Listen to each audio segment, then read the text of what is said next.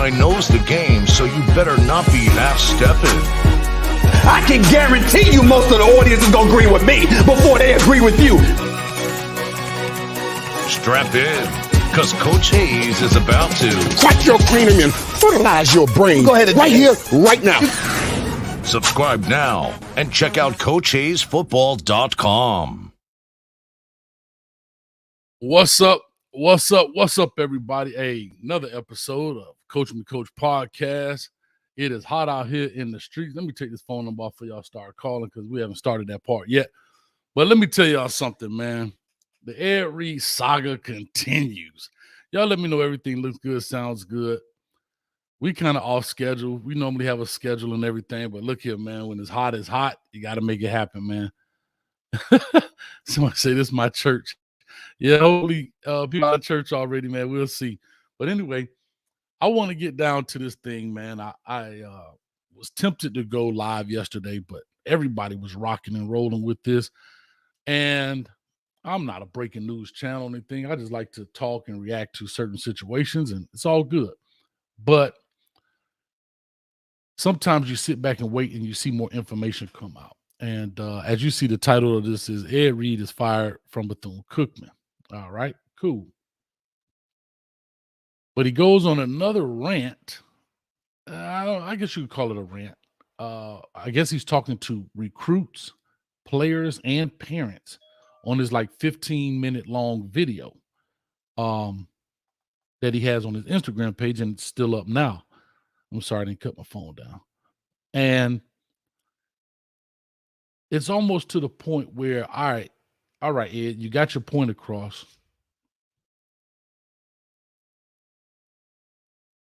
Now, how do we fix it? Because apparently these lives are not going to fix it. If you can see the thumbnail, if you've seen the thumbnail, there's a piece in that video I thought that was huge. He says, we cut a little piece of grass and then them snakes showed. And a lot of people have been going back and forth with who's at fault. And when you deal with sports, and things don't go right, we're always looking for a finger to point. We always want to blame somebody. And no one ever wants to say everybody's at fault. For you guys that follow this channel, you know that I talk about Miami Hurricane shows, and everybody wants to know who's at fault. Is it Cristobal? Is it Manny Diaz? Is it the players? All of that stuff. And I've said many times before that everybody has a part of this. I'm going to go through this. I'm going to open up the phone lines, let the people talk about it, because I've been watching these talking heads, and I've been listening to everybody's points of view, and some people have some great points, and some people have some outlandish points. But anyhow, I'm going to kind of break down where I think people are at fault. And when I say all parties have a part to do with this, I'm going to start off with Ed Reed because he's the centerpiece of this whole point. Ed Reed is at fault because of the way in which he went on Instagram Live. I thought that was completely wrong. What he said wasn't wrong. There's a difference. What he said wasn't wrong, but the way you went about doing it was completely wrong. And I think, I can't say everybody agrees, but I think the majority of the people who have some common sense and don't look at this as entertainment, just look at this as a real situation, understands how he went about doing it was wrong. But then there's the other side that says he wasn't wrong. And I think they're more geared towards or leaning towards what he said wasn't wrong. And I agree with that 100%. What he said was not wrong. Sometimes you have to rip the Band-Aid off for people to really see what's going on. And literally, that's what Ed Reed did. He snatched the Band-Aid completely off. And now most people who are quote unquote insiders of HBCUs, and I think that's another big thing that's happening now. As you see, I got my Hampton University alumni shirt on because I went to my beloved Hampton University, my home by the sea. And we all know there are issues within institutions, not just HBCUs, but all colleges, all corporations, all businesses. There are issues. Some are bigger than others. Where he went wrong, like I said, is how he went about doing it, but not what he said. Now, let's flip it. Let's go to the upper brass. Let's go start off with the interim president. He is the interim president. He's in charge of this university at that point. Even though he may be the interim president, he's in charge of that university. He has a part to blame in the things that are going on at the institution, as well as the board of trustees, who is led by Judge Perry. Okay. And Dr. Lawrence, who is the interim president at Bethune Cookman. And then now let's get to the athletic director in Reggie Theus, who is the athletic director / head basketball coach, who is, if I'm not mistaken, correct me if I'm wrong when you call in or put it in the chat, he's out on a basketball circuit right now because they're playing basketball at this basketball season. So he's not even here or there rather to fix problems with the athletic department because he's coaching basketball games. So where do you think his focus truly lies? It lies with the basketball team. I have to be honest with you. That is an issue. When you're talking major college football, we're not talking a little small thing. We're talking, this is Division I athletics, guys and ladies. It may not be Power 5, but it's still Division I football and athletics. You can't serve two masters. It's too much to go on. And Ed Reed talks about that in his 15-minute talk with the team and everybody else. And so that's a part. Now, there's another piece, the student population. The student population is the voice of the institution, right? Some people were saying, I was watching oh my God, Doc Holliday on HBCU Overdrive, I believe he calls it. Y'all guys go check him out. And they brought up a point that the way Ed Reed went about doing things, he gets fired. But what if a student does that? Do you dismiss them from the school? Well, not necessarily. Why is that? Because they are technically the customers of the school. They're the customer. For example, when you work at a place, you may have all of the issues and you may bring up certain concerns, but most time the boss is not going to listen to you because you work for them. But if a customer says something, they will act. And technically, the students are the customers of the university. They pay their money, they pay their tuition, they pay their room and board, and they're the lifeblood of the university so far as keeping it going. And those are the guys and students rather who keep it moving. They should have had a louder voice, not just for Ed Reed, but I'm talking about in general. Listen, I graduated high school in 1995, and I've been hearing these same stories since 1995, and I've been listening to these podcasts, and people have been saying this. It's been happening before then. 85, 80, 75. People have had a lot of the same complaints. I love my HBCUs, but we know that the process is broken. And I'm not speaking of all HBCUs. I'm not speaking of all college. I'm just talking about, I know because I went to HBCU. I can't speak for a PWI. I never went to a PWI. I got my master's from a HBCU in Florida Memorial.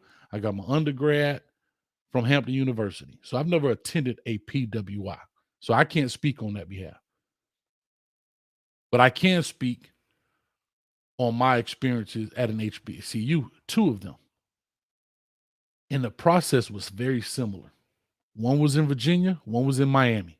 And the process was similar.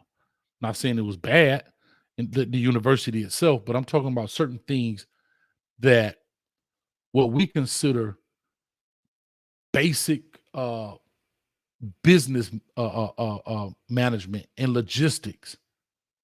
Why is it rocket science? Those are the problems that we're having right now. And then the next party is the alumni base has a piece to do with this.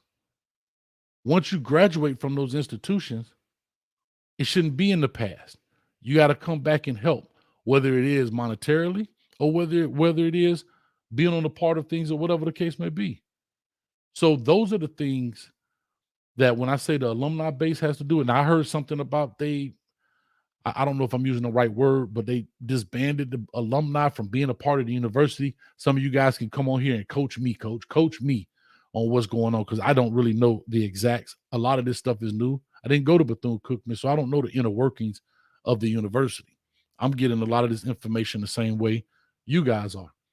And so I don't claim to know everything about Bethune Cookman. But things are bad. We talk about trash. People don't want to look at it as, oh, that's not a big deal, but that is a big deal.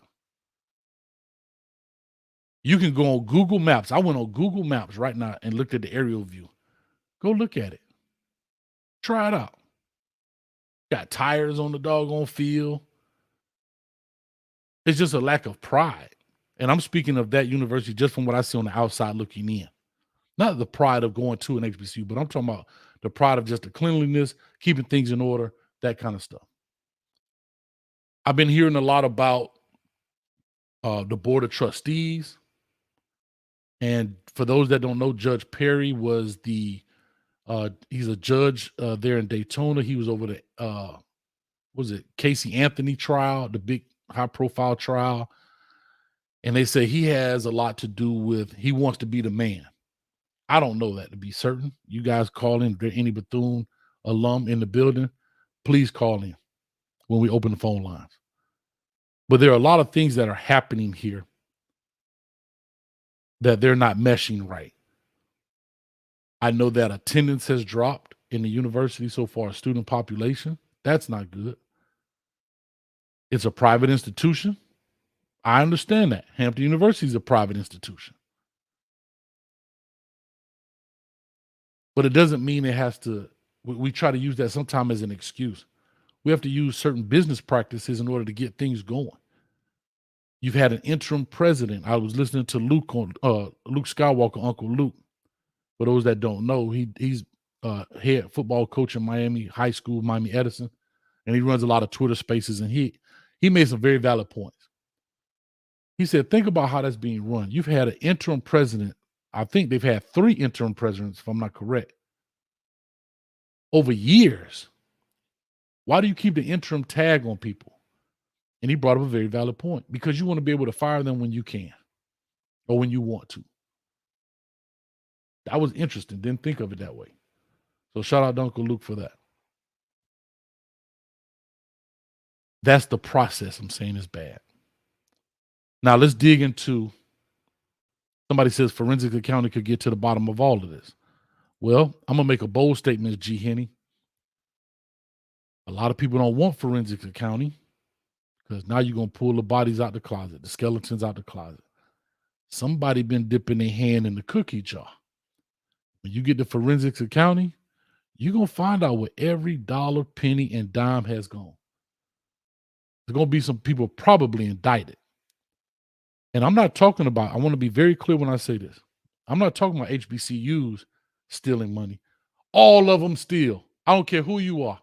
All of them are doing things, getting side kickbacks from preschools to high schools to school boards to HBCUs to PWIs to corporations. Everybody. But here's the difference. When you take some of these larger universities who have an endowment or they have a bunch of money, let's say you take one that has a $7 billion endowment, right? And they have a bunch of money, things flowing.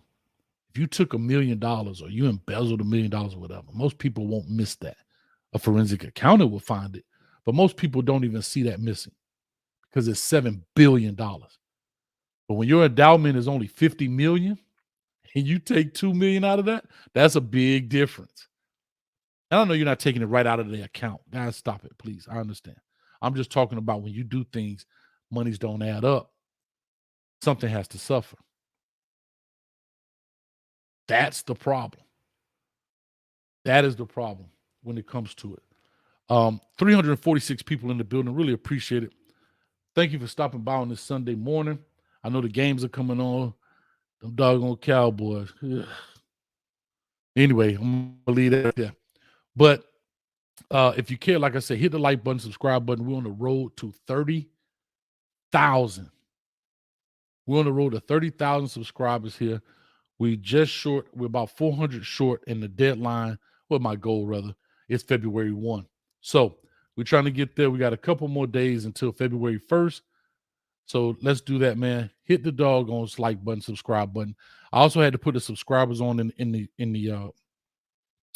chat over here, wherever it is. I don't know where it is, because the robots come here and they start with all that foolishness with the little adult site stuff, and I don't like to do that. This is a child-friendly show.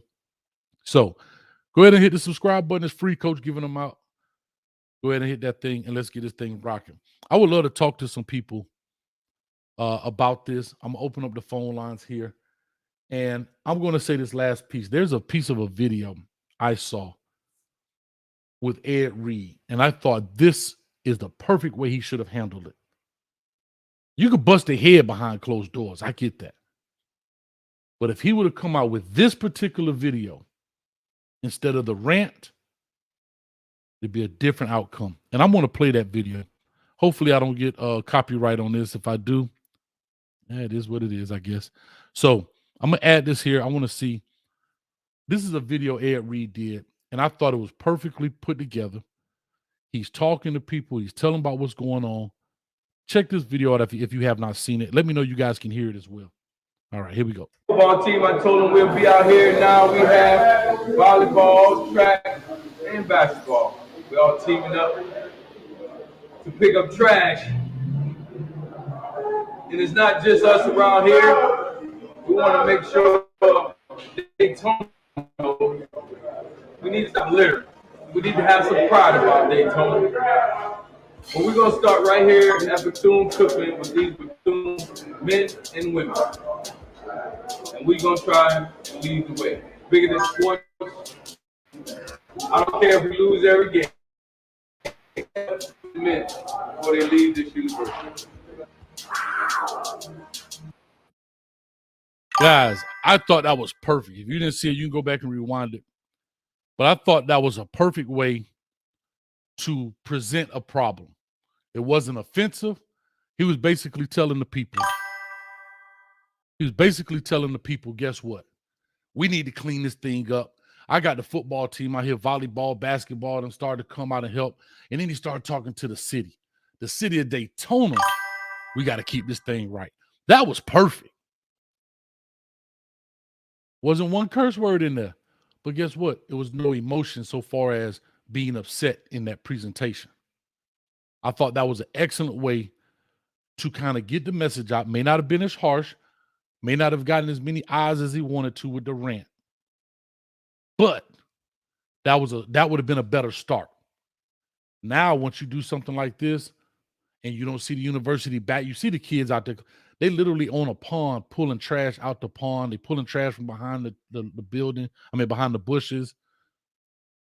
But that right there got everybody involved in the university. Now the student body gets involved, blah, blah, blah. That's important right there. And those are the things I want people to understand is how you go about doing things all the time. Not necessarily what he said, because what he said, he was not wrong. I keep saying that. Big shout out. I just brought him up. Doc Holliday in the building. HBCU Overdrive, with Doc Holliday. Go check him out. Doc, if you get a chance, I want you to call in too, man. I may even send you the link. If you want to, hit me up and let me know if you want me to send you the link. I'd love to have you in.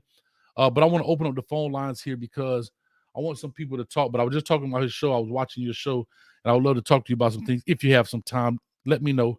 Hit me up on, I guess, Twitter. I can open up a Twitter here to see the DM. But just put in the chat that you want to do so or not. Just let me know. All good. All right. We already got callers in the building. All right, here we go. Call, I believe I know who this. Oh, they hung up. All right, I didn't even put the phone number up, and they already calling. So, guys, you're going to have 2 minutes. I know people are going to be calling in left and right. We're going to have 2 minutes in there. Phone number is 321-328-8235. Please go ahead and give us a call. I believe I know who this is already. Please hold for us because I know exactly. Is this the Oracle? Mm-hmm. Hold on 1 second. I got to give you your love. Hold on. Let's get the obvious stuff out of the way. We're all here to do what we're all here to do. Because you didn't come here to make the choice. You've already made it. You're here to try to understand why you made it. I thought you'd have figured that out by now. Yes, ma'am. Here we are, ladies and gentlemen. We have the Oracle on the line. You are about to be mesmerized because she's about to drop some knowledge on you. Miss Wilcox is in the building, and we are here to do what we are here to do. Talk to us, Miss Wilcox. Hi, how everyone doing? Everybody's good. Okay, let's go backwards. Then we go forward. Then we're going to go past, future, and present, okay? We're going to nip this in the bucket. Do you know they play Miami every year? Miami is the biggest supporter of Bethune Cookman paycheck. That's number one. They disrespect Miami leadership and they lift them up. But at the same time, here we go again. They wanted Ray Lewis. He never answered. Deion Sanders needed a job, but T.J. Jakes makes women the man of the hour. So here we go back to these draws things I told y'all. Deion Sanders wear the draws because they say he's a female. But here's Ray Lewis and here's Ed Reed. They totally the man. I told y'all not going to like this, but this has something to do with sexual preference. That BLT, which is two women, there's a man love a man. So then here's the real man can't have no right to speak. Now take that and digest that part. I'm trying. This man came from the University of Miami. And he came from Louisiana. He was poor, but he know when the street lights go off, be at home and be content. Bullet flies and nobody live, okay? Yes, ma'am. And here we go again. Ray Lewis, same thing. He had an opportunity at the last minute to go to UM, and he's a changed man. Even though Lisa did not treat him fair, he was loving Lisa Ray. Everybody know that. No secret. Lisa Ray. He's still Lisa Ray. You know what I'm talking about, Players Club. See, I told you I go all around, clean it out, go through muddy water spot, dry land. I'm giving you the roots to the problem. It's a woman thing. Whether you're a man or a woman, everybody got feelings, but they don't respect the kids. Okay? You taking the money out of somebody's child's mouth. Okay? These kids already said we're eating raw meat. This is not clean. I'm catching disease off the toilet. Do I need to go deeper than that? No, ma'am. Because this is a private institution, playing a private institution. Miami keeping them up with big bucks. You play Miami, you're going to get paid. Now, Deion told you, we can't get no money from nobody else. So Deion said, let's go play these big other white schools. Well, at the end of the day, you threw Ed Reed like he wasn't nobody, but you going to play them every year with that contract. Now, Miami can show, can we stop this contract with you all? Because, I mean, you made them look bad. This man came with what Mary wanted. I told you Mary was dead, but Mary was alive through Ed Reed. So a man carrying on somebody's spiritual life to give these kids a better education, better surrounding. And here we go again. Who wants to be the man on the table? Who wants to be the female? Okay? Because you know you got an alpha and omega. And it's like everybody want to play, but they're playing with these kids' life by stealing the money. Yes, we already told you that. But the governor holds the hurricane money. If they get out of the way what they did with what Every was saying, this not clean. The track is tore up. This came from the hurricane weather. So that money should be given to Ed Reed to finish his job and do what he needed to do. Yes, ma'am. They gave him 25 days. Yes, ma'am. So what's what? Again, it don't matter what you love. It's to love each other and get the job done. This kid's not going to live long enough to know, or being confused mind is a dangerous thing to their family, and the mom and daddy want to pull them out and put them in other schools because what? It's in-house. These people already graduated. These people already done this. Everybody don't want to come together and make it work. But Reed was set there by God to do the job. And that's why it's a fight. The kids have the right to say what their needs are too. Yes, ma'am. And I'm out. Bye.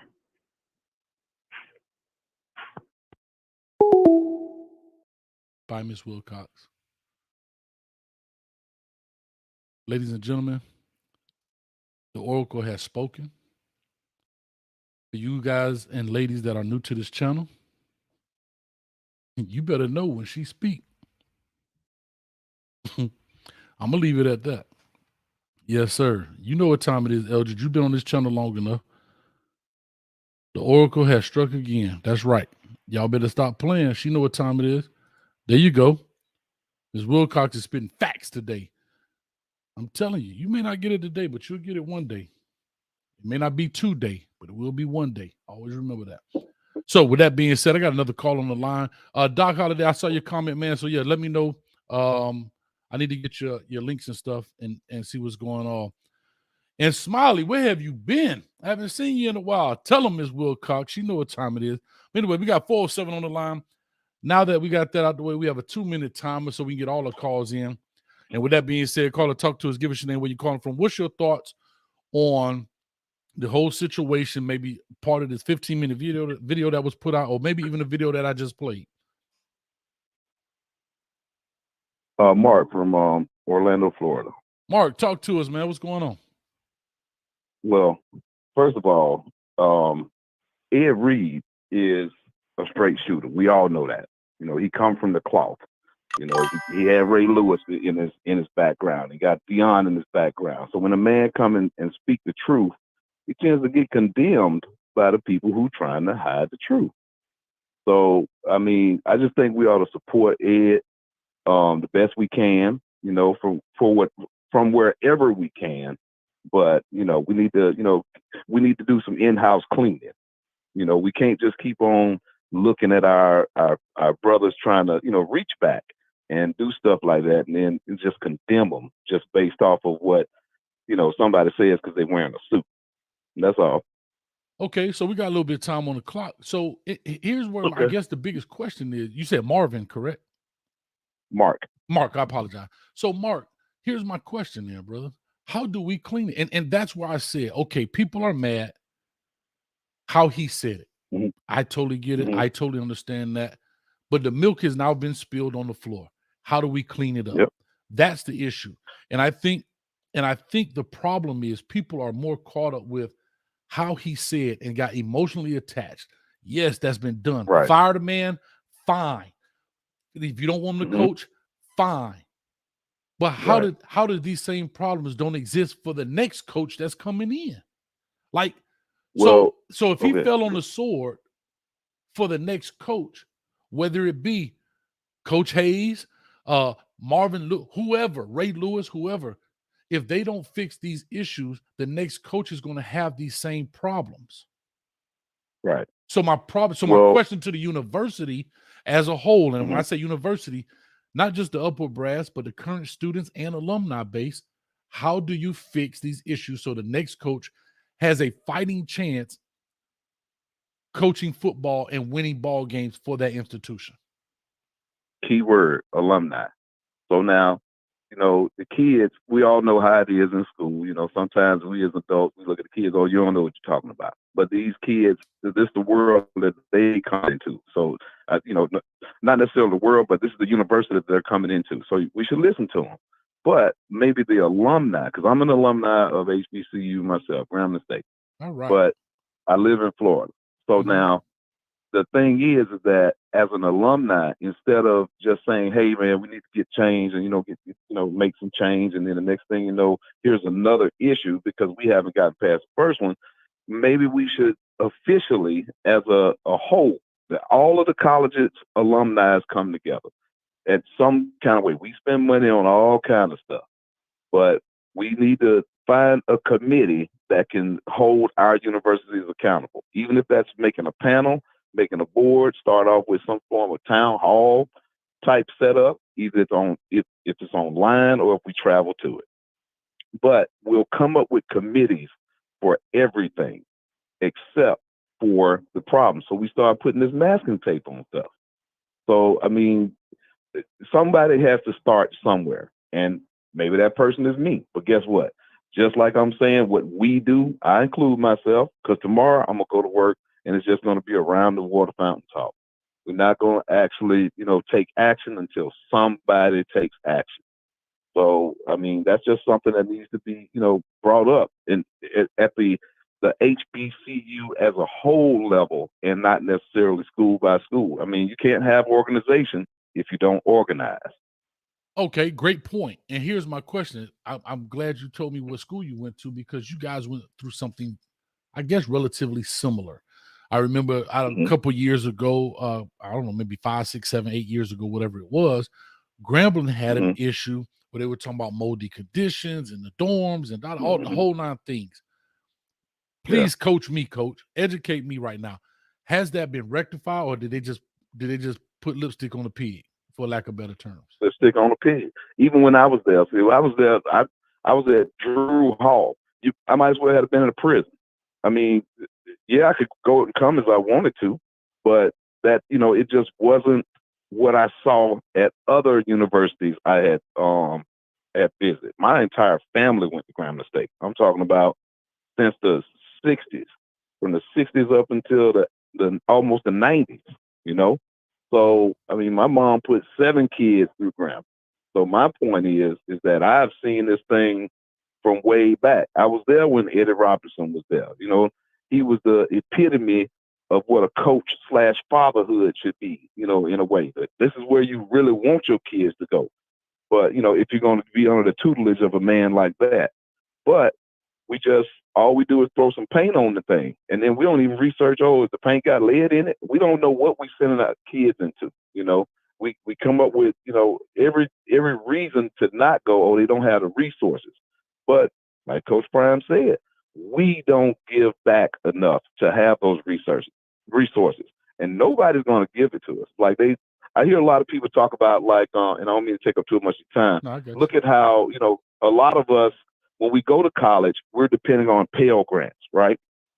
So every year the HBCUs would have to go to the White House to go and, ask money from whoever the sitting president is. So Trump gave so much money and said, okay, well, y'all don't have to keep coming back every year. He gave that money, that made national news. That's the lipstick on the pig, because it took $2.8 billion, I think, if I'm not mistaken, from the Pell Grant funding. So we need to find out how this money works. Number one, that's the biggest thing. We don't understand how this money works. We say, well, somebody did this, but what did it take away from? So until we start micromanaging, and nobody likes micromanaging, until we start micromanaging the issue, there's no way that we can get it up to par. Gotcha. So, yeah, Grambling has its issues, but you got to think about it. Grambling College is the town. I mean, you can go 3 minutes either way and you out of town. You're on your way to Ruston or you're on your way to Monroe. That's right. Man, well, I appreciate you, man. And it's funny you say that. I'll do this. We got more callers calling in, but it's funny you talked about putting paint on it. I remember my freshman dorm, I'm in Virginia, and we've seen Hampton University. I think it's, arguably, in my case, I'm going to say it's the number 1 overall, of course, but I remember. Yeah, not true, but I haven't been there. Go ahead. Hey, everybody can't go to Hampton, man. So I understand why they had. I understand why they made it Grambling and stuff. I get it. Yeah. But see, that's the fun about HBCUs. We can always talk trash, but we always gonna support one another. But what's funny is, you talked about paint, and I remember my freshman year. This is the guys on the truth. I'm a Florida boy. I'm from Miami. I don't have the right clothes. I don't have the right stuff. It starts getting cold. And we had our own heating source, like steam system or whatever it was. I remember them having this big mound of coal back there, whatever. The radiator or something. Yeah. The radiator. Listen, the radiator had been painted over so many times that the knob, in order to turn it up and down, wouldn't even, they had painted over the threads on the screws that you couldn't even screw the knob on there. We call the maintenance dude. He come in there, he chipping away at it with the little chisel to chip the paint. You could literally see the different layers of paint being like from the years, because our rooms were like rings on a tree. Like rings on a tree. Exactly right. It was because our rooms were the like a light knob. green, then it was a beige, then it was a light blue. Yeah. Like you could see it going back. And then he hit it so hard, he ended up breaking the thread off.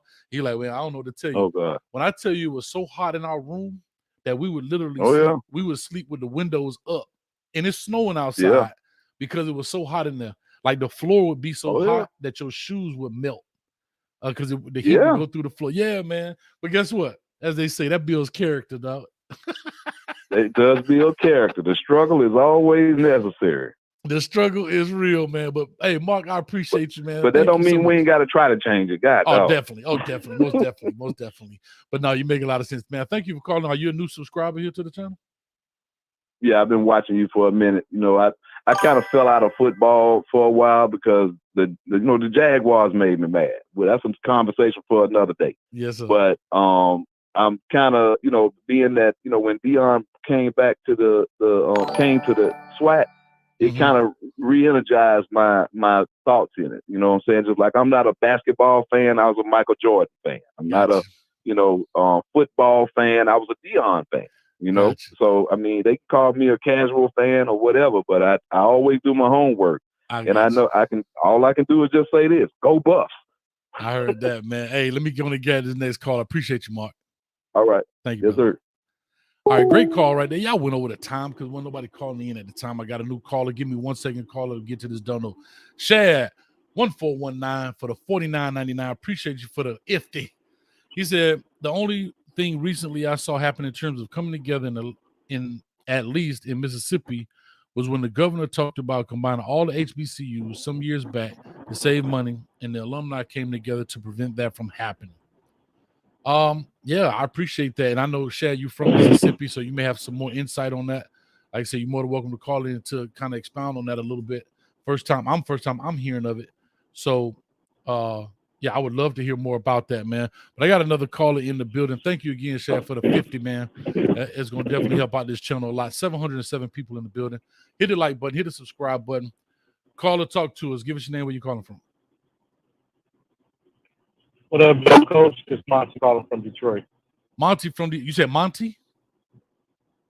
Monty from Detroit. Yes, sir. Monty, talk to us. You got 2 minutes. Yeah, in regards to this, Ed Reed thing, one part of me felt like, was he trying to get out of the coaching job? But the other part was he was keeping it real. I gave this analogy about a week ago when he first went off. I said, well, Coach Prime was like Martin Luther King. He was quiet, had tact, did it with a smile. I said, but then y'all got Malcolm and Ed Reed. Now, all y'all programs was calling for Ed Reed, Ray Lewis, but what they're not expecting is when you come in and you bring guys of high caliber, Hall of Fame players. Hey, Monty, position. Monty, your phone is breaking up super bad. I don't know if you're driving or what, but it sounds like a robot, man. Yeah, I'm driving. Is it better now? Maybe it's a Bluetooth or something, but go ahead. Try and finish out your point. Yeah.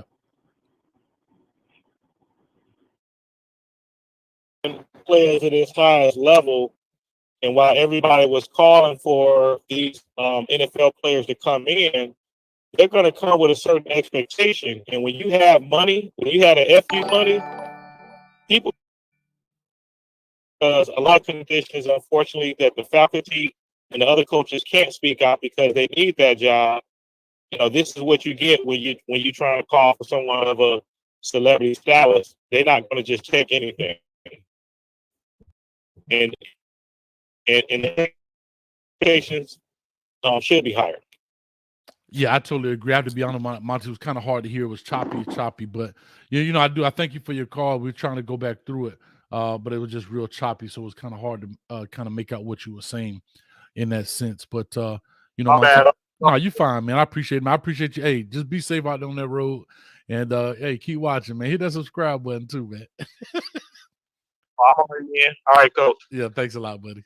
All right, man. I know you were trying to get in. We got another call. Hold on 1 second, caller.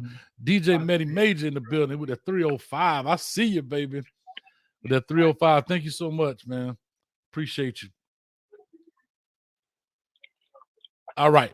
We got somebody on here from the 504. I know that. I know 504. That's from Louisiana, baby.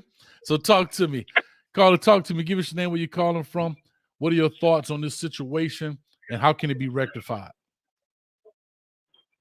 Yeah, my name is Cyrus Pierce. I'm from Louisiana, New Orleans. Okay.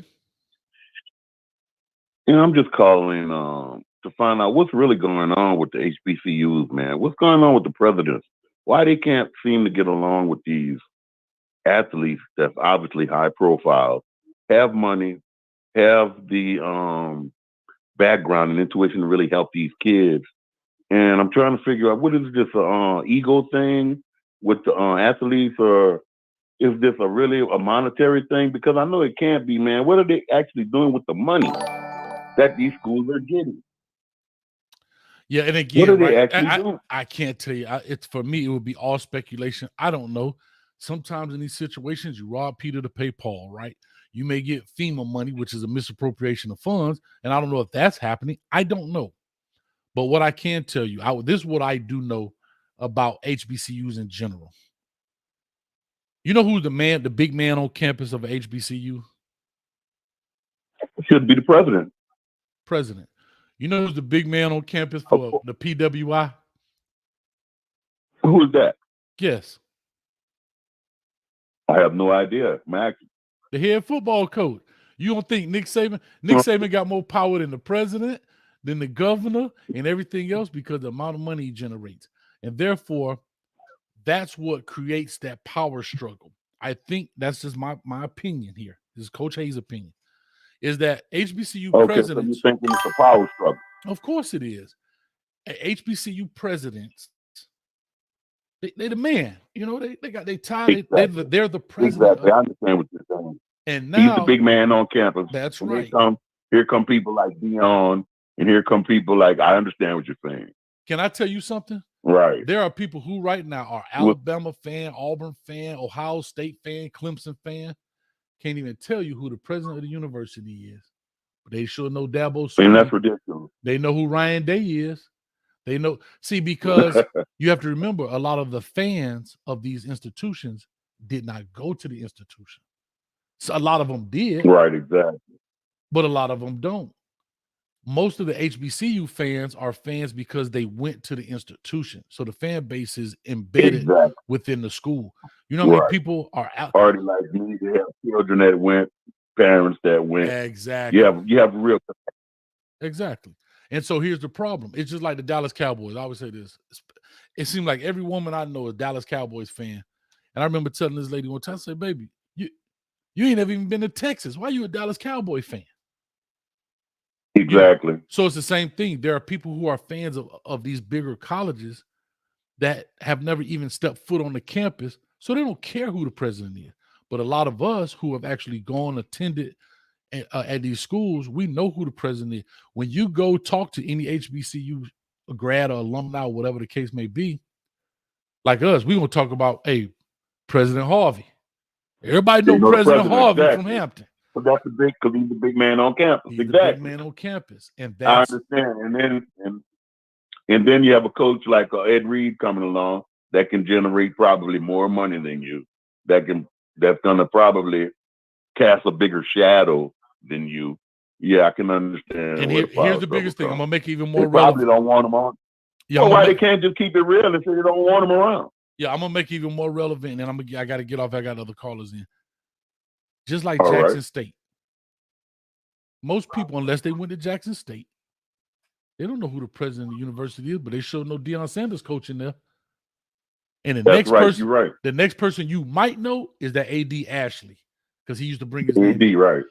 I couldn't tell you what the president of Jackson State looks like. I don't know. You're right, because I can't tell you who it is. Yep.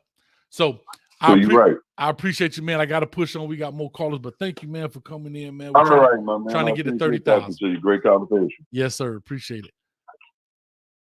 All right. Appreciate you, man. All right, Brandon in the building. Go ahead and try to call in. It says a student, I can't call in and speak the truth. So, Brandon, feel free to call in. I'll be trying to stick to my 2 minutes. You know, it's like a funeral. They tell you, family like to come up, you got 2 minutes, speak, and everybody take 5 minutes, get in told 10 childhood stories. So, hey, let Coach live a little bit. Caller 843. I'm not sure where that is. Give us your name, where you're calling from. What's your thoughts on the situation?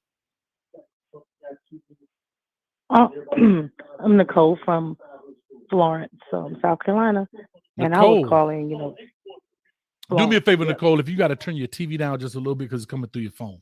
Oh, you get it back. Okay.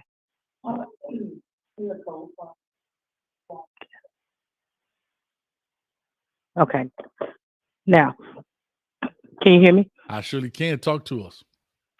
Okay. Yeah, my problem with the situation is, I think, like the gentleman before, he was speaking about the big man on campus, and I went to PWI as well as a historically Black university, and the problem is the power.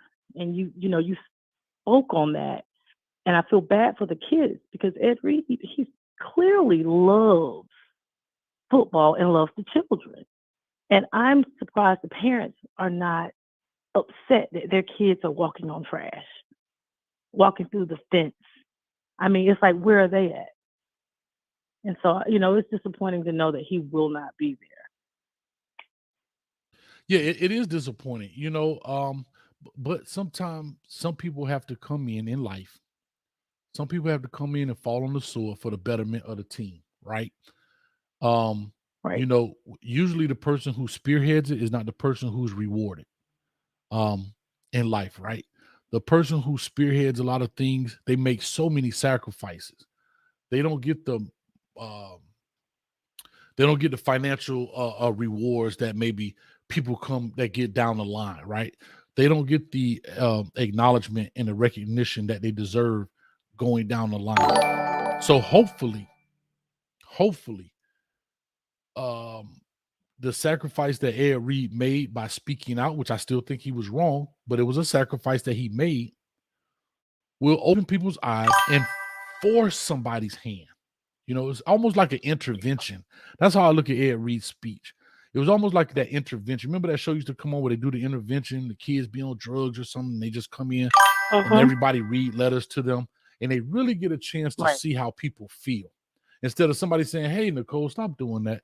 Hey, Nicole. Now Nicole walks in this room, and it's 20 of your closest friends, family, and relatives, and they telling you heartfelt how they feel. And maybe that may just jolt your spirit to do something different in life. Maybe it won't. You're right. But I think that's where Ed Reed is at this point. I'm gonna say this. I'm gonna get off. Sure. My the other part is that African Americans in general, just my opinion, we're in our feelings. We've missed the kids. These kids are going to benefit from this man, from where he's been, and the others, I felt, is jealousy. Instead of embracing what he has and say, hey, you talked about the fence. Perhaps he could have resolved that by building the program up and doing another video saying, hey, it's clean now. So, but unfortunately, we won't see that happen. Yeah. So I don't know if you saw that video. You're more than welcome to call. I appreciate it. I don't know if you saw the video I put up that he has on his Instagram. It was kind of like a little PSA, right? Public service announcement about keeping the community clean. And that if he would have had that approach, I think this would have been a totally different narrative.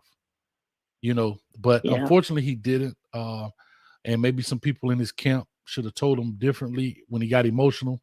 I always tell people, you get emotional, put your phone down, because you're going to tweet something or go live about something at the time in which you're going to probably regret later. Yeah. All right. Well, thank you. Thank you, Nicole, for calling in. Appreciate it. We get more lady presence on the channel. All right, let's go. Thank you, Nicole, from I think it says South Carolina. Shad, thank you, man. I appreciate it. We'll definitely chop it up. Doc, I just saw you said drop the link. Do me a favor. I need your DMs. DM me. I think on Twitter. Let me pull this Twitter up right quick, and I'll send it to you. Or if you want to send me your email, send it to my DM on Twitter or whatever. Or you can email me at CoachHayesFootball. It doesn't matter either way. But anyway, I want to do that. I can't put it in the open. I'll tell you about it when you jump on. But anyway, 831 people in the building. Guys, I really appreciate it. Let's talk about it. Phone line is open, 321-328-8235.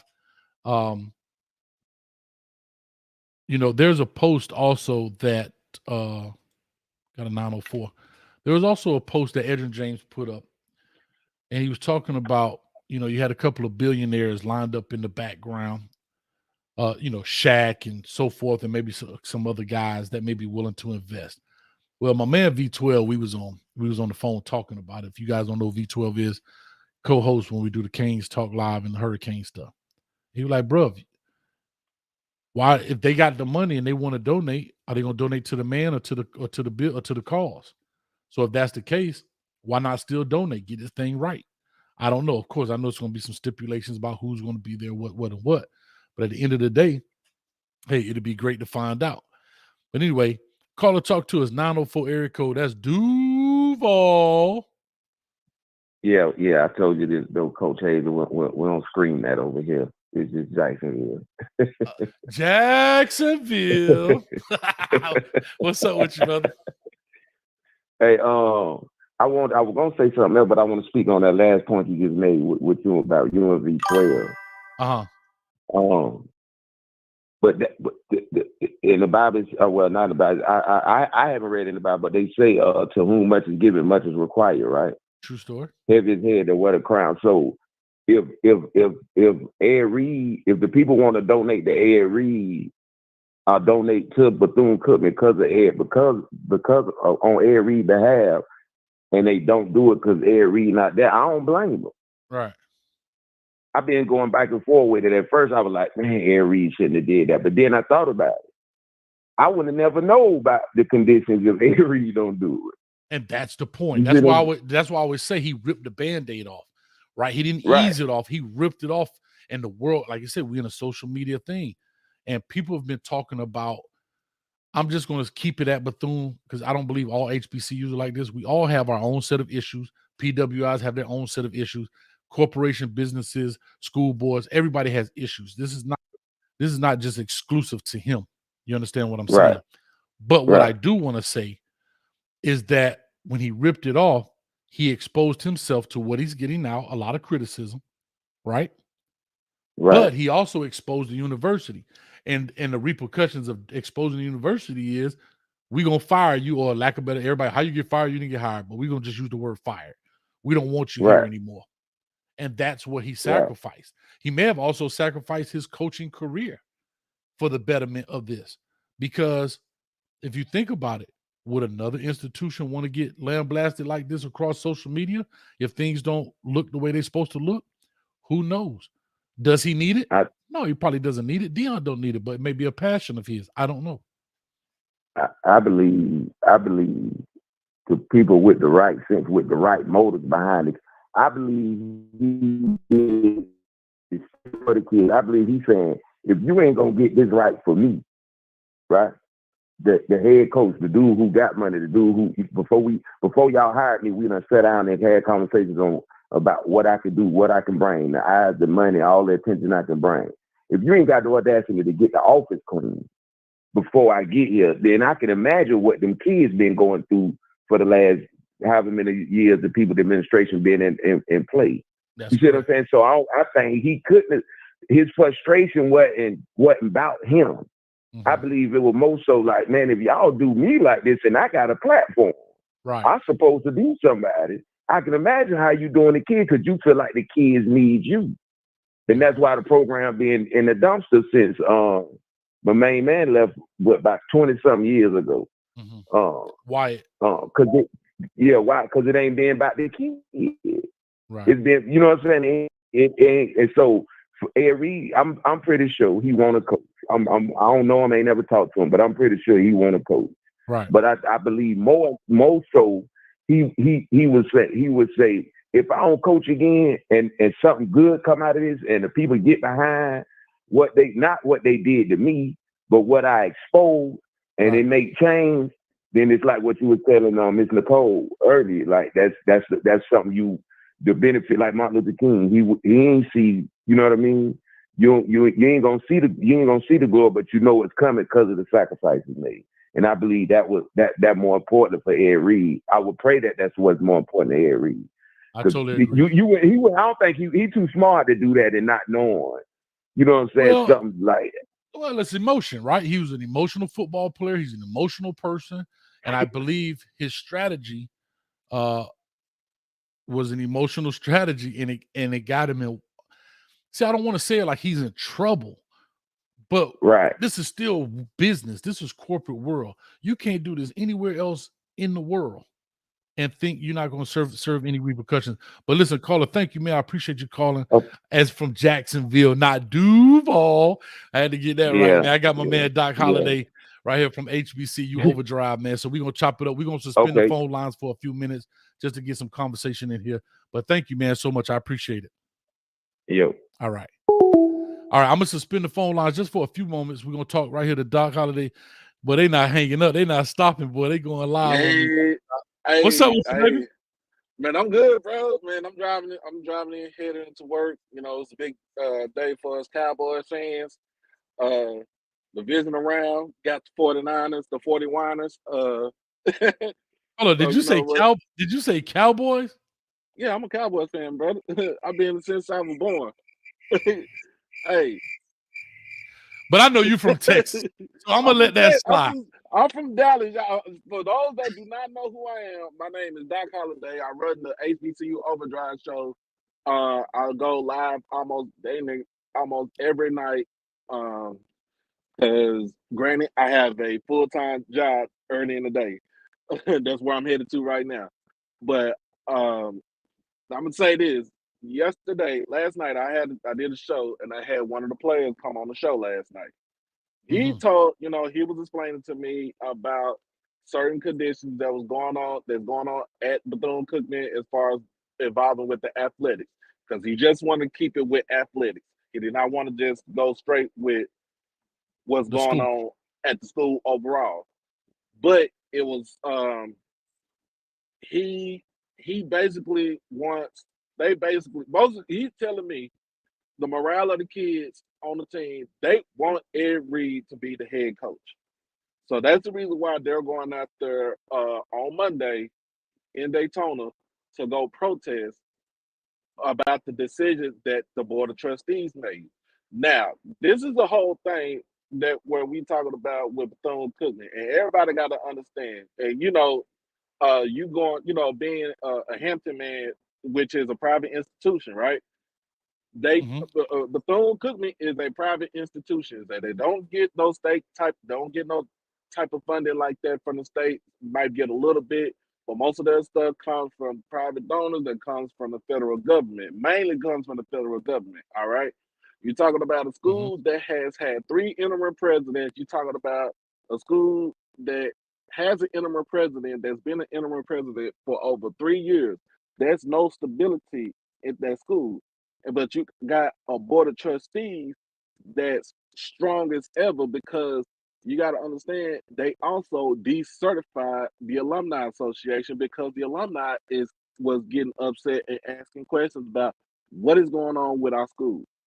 If I pay my money, not to interrupt you, explain it, because I tried to use it and you used the word perfectly, decertified, because I wasn't sure the term. How does that happen? How does a institution decertify an alumni base? Like, how can you do that? I don't know how you can do that either. And that was crazy to me when I found out about it. I'm like, bro, how can you decertify the Alumni Association?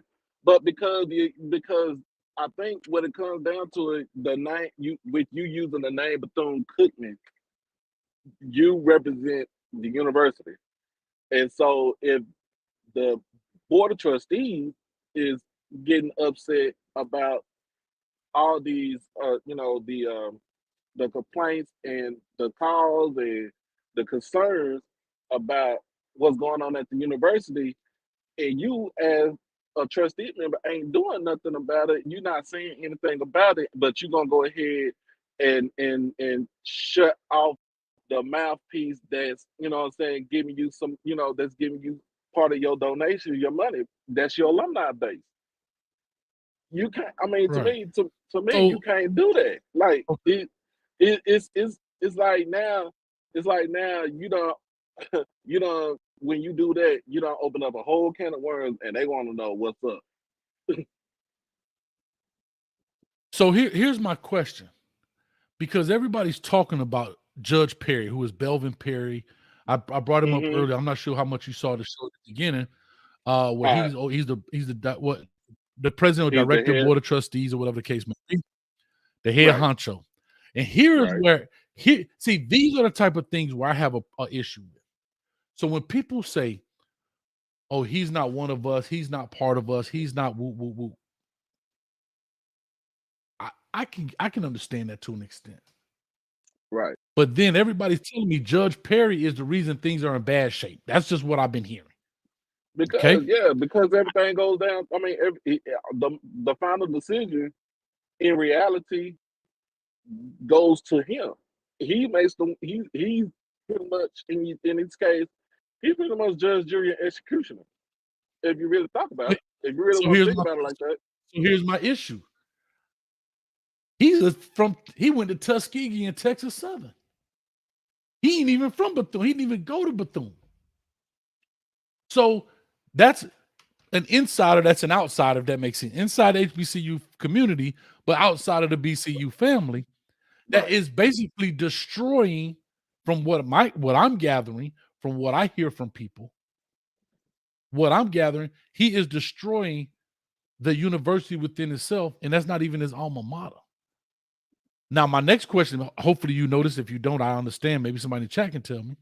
Mm-hmm. How do you get rid of him if he's the problem? Well, Bethune Cookman is affiliated with the United Methodist Church. So when they get affiliated through the church appoints your board of trustees.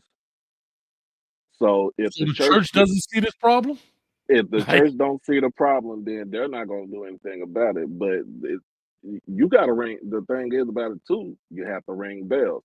You have to ring bells to the point where you get the church's attention.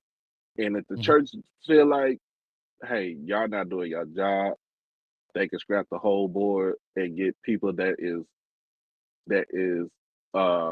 competent to come in there to try to right the wrongs of the previous board. But it's a hard job to do. Now I did my show last night and I had Mr. Ford on there. I was listening. And I had Mr. Ford. I had a guy named D. Pandy, who's a Daytona. He was born in Daytona, and everything. So he was telling me, how do you get the board out of there? Tell your kids not to come. Tell your kids to transfer out. Because the thing is, you have to kill it from the. If you're gonna do something like you want to get rid of the board, you got to kill it from the inside out. But see, the other thing too, we don't. This is what thing Mr. Ford told me. He told us last night. We don't need to have another Morris Brown situation where Morris Brown lost their accreditation. They was down there extinct for almost 20 years, even though the school was open. None of the kids that went to the school, they, those degrees at that time didn't mean too much worth the paper that was printed on. We don't need to have that situation like that. We don't need to have, like you said, a Payne College.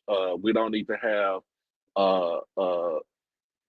a Bishop College situation. We don't need to have a Knoxville College. We don't need to have none of that type of situation where we want to see this university closed down.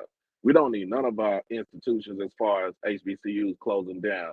But if you don't get your affairs in order, then that's what's going to happen. Wow. So I titled it, I don't know if you saw the thumbnail. There was a line in that 15-minute speech he had so correct me if I'm wrong, it was players in that room, recruits, and their parents in that room, correct? Yeah. That's what I gathered. In fact, that's what my guy told me yesterday. Yeah. Go ahead. No, so in that conversation, there was a line that I really loved. I ain't gonna lie, Doc. He said, we cut a little piece of grass and them snakes showed. He was using a metaphor in there to say, look, because remember, they actually cleared out the land, and that's what he was saying. So when I was talking to Randall from HBCU Pulse a couple of days ago, right, I think Randall was taking a lot of things he was saying literally. like he's done more than these people have done in years. He wasn't talking about the entire university. He was talking about like the clean, like he said, in a week, we've cleared out this whole lot so we can have a practice field, like of trash. That's the things I think he was talking about. Like I said, not making doctors and lawyers from the university, not that kind of stuff. Right. And Right. Yeah. but that was his point. So I love the fact that when he said that, because he said I cut a little piece of grass and those snakes showed up. And then Randall wanted to know a name, and he said Reggie Theus. So I want to ask you. I'm not a basketball guy. I tell people I'm a Miami fan of everything. I don't care if it's from the crib, I'll support it. But last time I seen the Miami Heat play was when LeBron was on the team. So big shout out to me for that. But I didn't know who Reggie Theus was. He educated me on that. Cool. But Reggie Theus, as I brought up to Randall in that point, was Reggie Theus went to UNLV. Yep. That's a big he basketball played under Jared Tarkanian. Played with the Chicago played Bulls. in the league. Mm-hmm. So my question is, so when people say, oh, Ed Reed, he only know what it's like being at PWIs. Well, if Reggie Theus is the athletic director, and he's in charge of athletics. Yeah, right. And the head, but I'm just still in the AD section now. But if you're the AD and you walk around campus or you walk around your athletic facilities, whatever they may be, how big or how small, and you see that, there's one or two things that's happening. Either one, Reggie Theus is not walking around and looking at his athletic facilities, right. Or two, he's walking around and sees it and doesn't care. There's only be one or two things because he knows what it's supposed to look. I guarantee if you went to UNLV, it doesn't look like that. I guarantee if you go to UNLV track team, I don't know if they got track, you won't see hurdles thrown about. But that's also the track coach's responsibility. Mm-hmm. See, we got to start holding people accountable on all levels. It's not just Reggie Theus. I don't even know who the track coach is. But they got a hurdle. They got a place to put the hurdles. Even if you don't have a hurdle stand, you don't have to leave them over there tipped over. Mm-hmm. And what's sad is, Doc, that facility that he was showing is literally right behind the Office of Admissions. And we gotta understand, Bethune Cookman is not a big school, y'all. It's not a big school. Right. It's probably about as, I want to say a block, but probably like a couple of blocks, but it's not a big school, y'all. But if my thing about this is too, if Dr. Mary McLeod Bethune was still alive today, right now, and she see how her school that she founded with $1.50, $1.50, y'all, $1.50 in a dream, and see how it's ran, y'all don't think she'll be pissed right now? Like, y'all don't think she'll be pissed? Like, for real. Just think about that. But I guess that's my point though, Doc. Like, where's the pride from within? And that's why when I started this whole thing off, brother, I started talking about HBCUs and talking about pride and talking about certain things. But I talked about everybody has a piece to blame in this. I talked about Ed Reed's part, his part of the blame. I talked about the president, the AD, the board of trustees, the current students, the alumni base. Like, why does it take a man to scream from the highest mountaintop, aka social media, for people to go out there and just pick up some trash? Right. And I tell people this: I'm a proud alumnus of Jackson State University, y'all. So we've already, we've already been through this situation with Coach Brian, being our head coach. Not saying, not trying to disparage our university and stuff like that. I love my university. I love it to the death of me. First person in my family, immediate family, like my mom never went to college. Sisters never went to college like that. I was the first one to go to college, and I chose Jackson State. Gonna send my kids there, no matter what.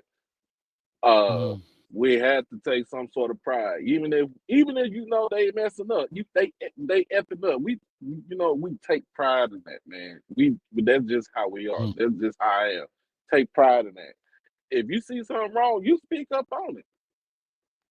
You don't stay silent. You speak up on it because when you stay silent, bro, ain't nothing getting done. Ain't nothing gonna get done. And I like the way that these kids. I like the way that this kid went in and said, "Look, we're gonna do a student protest," and not just because just the Ed Reed to have, as far as football players, they want Ed Reed to come back, but just they're gonna protest the conditions about Bethune Cookman. Thank you. And if their protest not gonna be falling on deaf ears, but if that boy, the trustees don't listen to them kids, the BOT ain't no better than it. Just, I mean, they ain't no better than anybody else. That's running the show. Yeah, and so here's my next question: how does that relationship thrive? Ed Reed comes back, which I don't think is going to happen. I'm sorry, I don't think. Well, they're going to double down. They're going to double down. Yeah. But I'm going to tell you why they're going to double down. Because once you bring somebody back, whether you do it, actually with words or through your action, you're admitting that you were wrong. And that's where pride comes in, right? We got pride, but for the wrong things. We got pride to double down, but we don't have pride for certain things. But anyway, I'm going to go here. One thing they say, pride comes before the fall. That's right. So my question is, how does that relationship look now? He's the head coach. The people that wanted you out, because correct me if I'm wrong, didn't Bethune Cookman go after Ed Reed, or did Ed Reed reach out to them? Well, from what I heard was that Ed Reed went on a I would say like a barnstorm tour, HBCUs that had openings for head coaching position, and from what I heard, he did interview for Jackson State before we made our decision to go with TC Taylor. Yeah. But my thing is, if the man wants to coach, all right. But I feel like my thing is you got to take responsibility for what you said.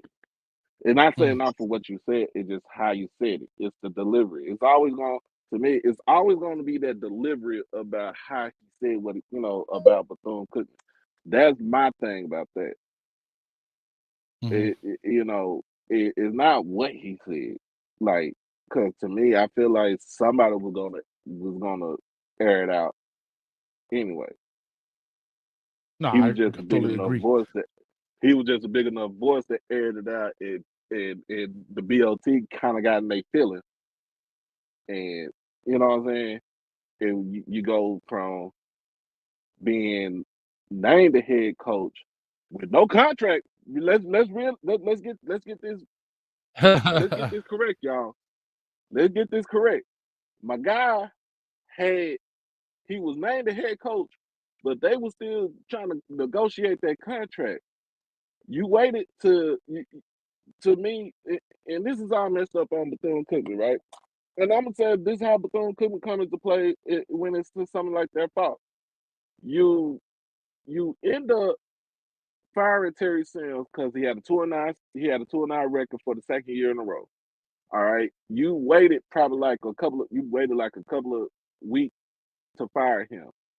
So Coach Sims was sitting in limbo. He didn't know what was gonna happen with him. All right. Then you announce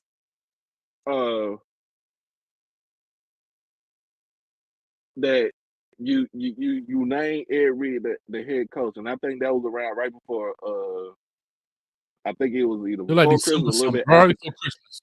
Right before that, December Christmas. 20th. Yeah. Right. So I mean, I did a show with Mr. Ford, Sheila D. We all did, they was on the show, and we was elated how this was gonna help Bethune Cookman as a whole. Then you're not trying to get the contract going. Your AD is in basketball mode right now because he's the head basketball coach. So he's not gonna hear what Ed Reed has to say right now, or what with his contract terms, or Ed, Ed's representatives with his contract, trying to ratify the contract because he's in basketball season. So Right. who in charge of that? Is it the BOT? Because the BOT is really the board of trustees is really making all the decisions for the school. And we talk about you talk That's just we talk about the board of trustees that logistically. slashed the athletic budget. They But slashed that's the to athletic me, that's budget. just. But that's not normal business practice, bro. Like, Nope. I know you got to go to work, and I'm not gonna hold you. But and we'll go No, on you and talk good. about this, and I'll open this up. But here's what I want to say, because we could. I mean, so much dysfunction, bro. Here's where the biggest problem is, and I'm gonna say this. I know y'all gonna be like, hey. One thing Hampton had, I have to say this: we had stability in our president. Our president was there 40 years, I think, 35, 40 years, something like that. And that's not. Dr. Harvey. That's not. Yeah, that's not car. And you see what you're saying? That's the point right there. Because you're in HBCU world, like that's what you do. But I don't know if you saw the part where I was talking about the ego pool between presidents and head football coaches. On black college campuses, on HBCU campuses, the head man is who? The president, right? The president. On PWIs, it's primarily what? And I'm talking about Power 5, it's the what? Football coach, right? Is a football coach. Yeah, Nick Saban, Dabo Sweeney, Ryan Day, Lincoln Riley now at USC. Unless you went there and really know who the president is, you don't care. But for most of us in HBCU world, we know the HBCU will be like, boy, President Harvey ain't play. I want to see right now. I have no idea what's going on because I want to make sure, whatever this new president we got, President Williams, what he gonna do? Because he got some big shoes to fill, bro. Yeah. And I'm gonna say it just like this, man. I said this before. One man is no bigger than an institution. That's even including the president. The president is just a talking head for the institution. The institution is always gonna be there. The institution always and will remain where it's at. You know what I'm saying? Like you talk about, we got institutions that been in play for over almost 160, 70, 80 years. You know what I'm saying? You go all the way back to Cheney State, was founded in 1837. That's the oldest, the oldest black college that's in the United States. Wow, and they've been in play for over 185 years. So the university, the institution is always gonna be there because presidents change, coaches change, but that institution is always going to be right there where it's at.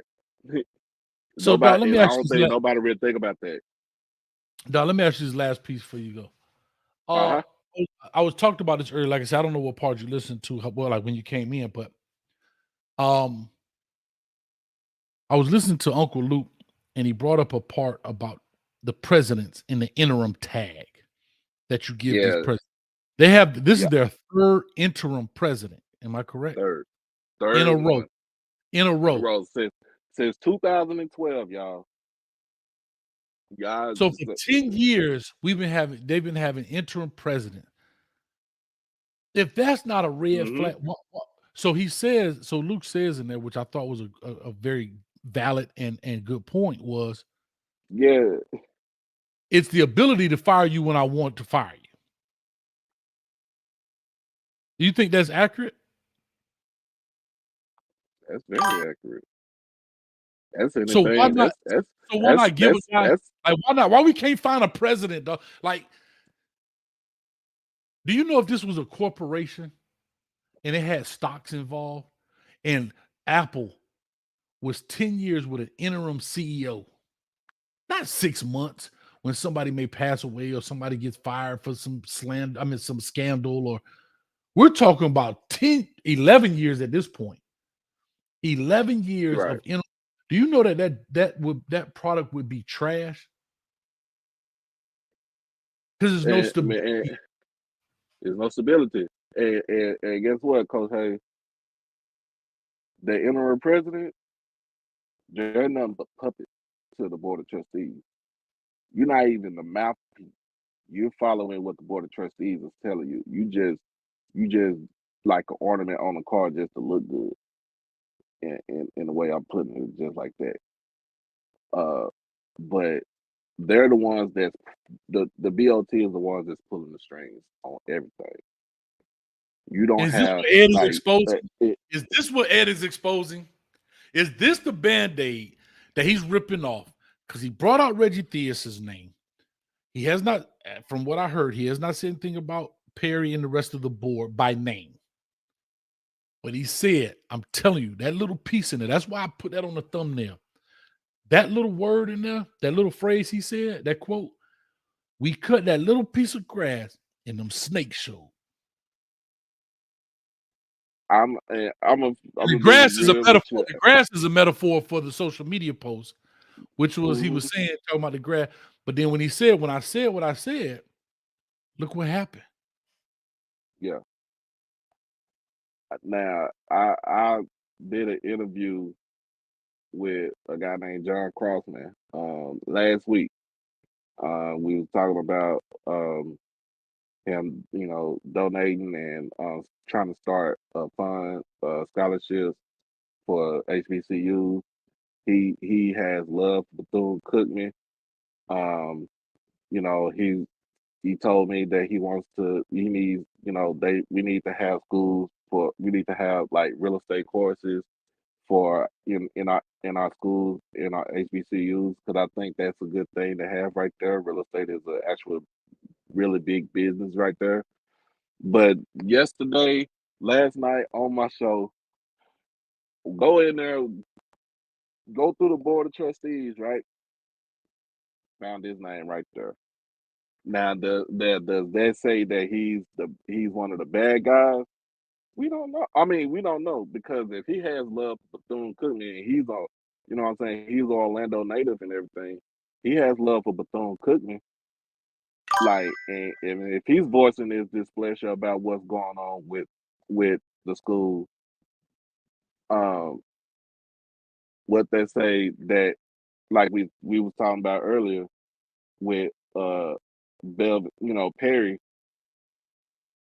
like I said, he's the judge, jury, and executioner when final decisions come down, because it goes through him.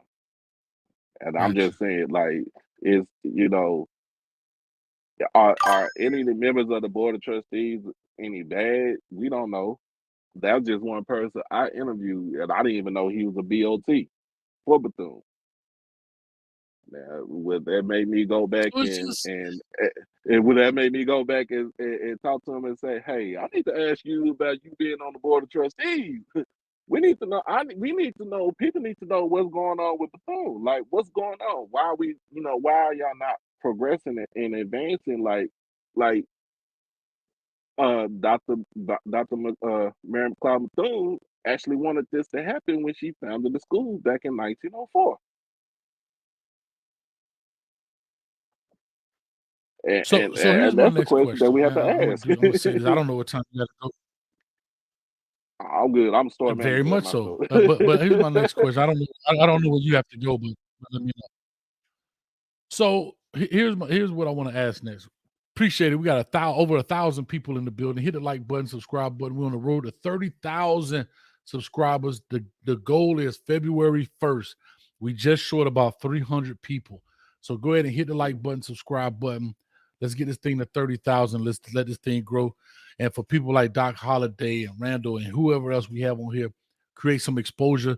Go over to their channel. They have great content as well. Doc, before you get off here, I'll let you plug your stuff where you got to go. But here's my last question. Here's my last question. I know that the university put out a statement. Mm-hmm. Do you think they should have put, because a statement can be read in whatever tone in which you want to read it, just like a text message, right? Pretty If much. you send a text message, what I mean is, when I don't say it's like a text message, meaning it's words, and the way it is read is how the person is feeling who is reading it. Mm-hmm. But if you put out do you think that the university, the interim president or whomever spokesperson, do you think they should have had a press conference in regards to Ed Reed? And my last question is, here's what I think is another bad business practice. Since they like the word interim around there, they haven't even named the interim head coach for the football team, because you're right in the middle of recruiting, as Ed Reed said in that 15-minute deal. He said, bro, you got kids getting off planes coming here right now, and they wanted me to cancel, and the kids are literally in the airport getting off plane. He's like, where they do that at? Right. They didn't even host the kids. Ed Reed hosted kids that was already on campus. He spent his own money to host the kids to come there. That's bad business. That's bad Like, he business could have, practices right there. like, you could have held this out until Wednesday, fund whatever it is to host the kids, whatever it is. But you do it right in the middle because I think it's an emotional decision. And you don't care about these recruits. Think about it, these recruits flew in. Mm-hmm. They're at an airport and there's nobody there to pick them up. That's crazy. And like Ed say, I'm talking to my parent. He gave several kids names. I can't remember their names right now. But so far as recruits, he said, I looked at this dude, daddy, in the eye and made a promise to him, I'm going to do this, and that. Now, he may have shot himself in the foot with his rant, but whatever.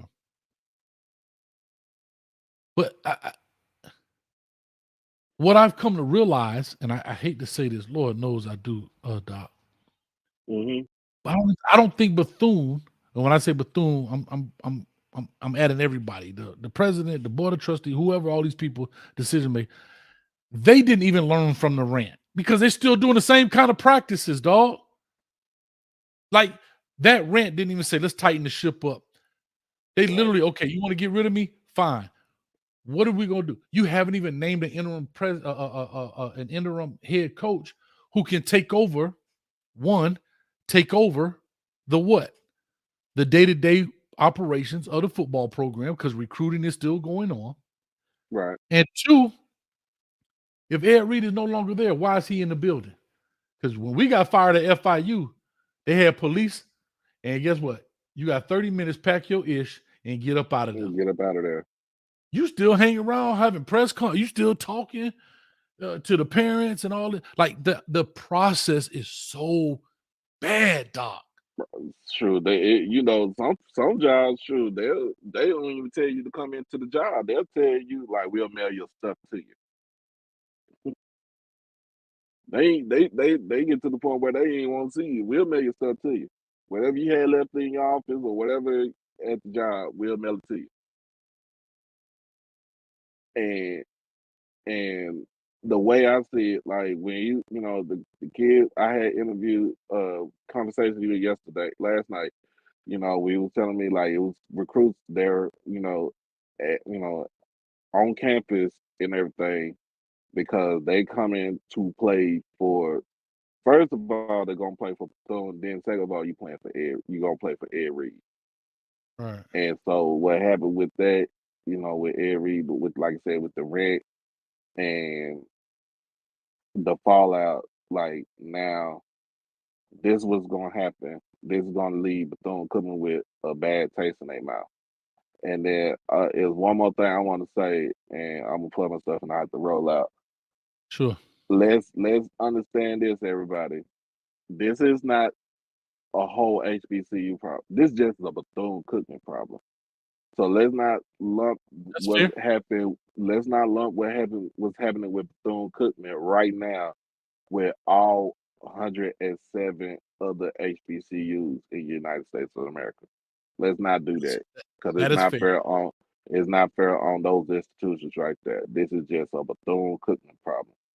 And if Bethune Cookman is not gonna do what they need to do to right the ship, then Bethune Cookman is going to continue to have these problems until somebody say, "Look, we gonna have to shut down Bethune Cookman." And that's Wow. one thing. Like I said, that's the thing we do not want to have. We do not want to have this school shut down. We do not want to have this school to lose their accreditation. We don't want none of those things. We don't need another Morris Brown. We don't need them. Like I said, we don't need none of those schools that was closed down or they even came back anymore. We don't need none of that. We need these schools to be thriving because these are our institutions that was built for us. you know, and that's the thing that we need to keep in mind. These institutions was built for us because we couldn't go to we couldn't go to a white school at the time. That's right. That's right. And I learned, I think it was on your show, I learned that Bethune Cookman was founded, or was the land that is on was a On landfill. landfill. Hmm. A landfill. And that's why I So tell people there's a lot of history in there. I think we were talking when I came on your show, Doc. There's a yep, lot of history behind these HBCUs and why they are what they are and why they were created, and so forth and so on. But I know you got the role. Give people your stuff where they can find you. Also Ellen, my producer Ellen in the building. I didn't recognize you, Ellen, because you changed your avatar, but I saw it now. So Ellen, if you can put up his information, that would be great. Thank you so much. But yeah, go ahead, man. Plug your stuff where people can find you, man. man. All right, like I said, I have it's podcast/show/ whatever you want to call it, man.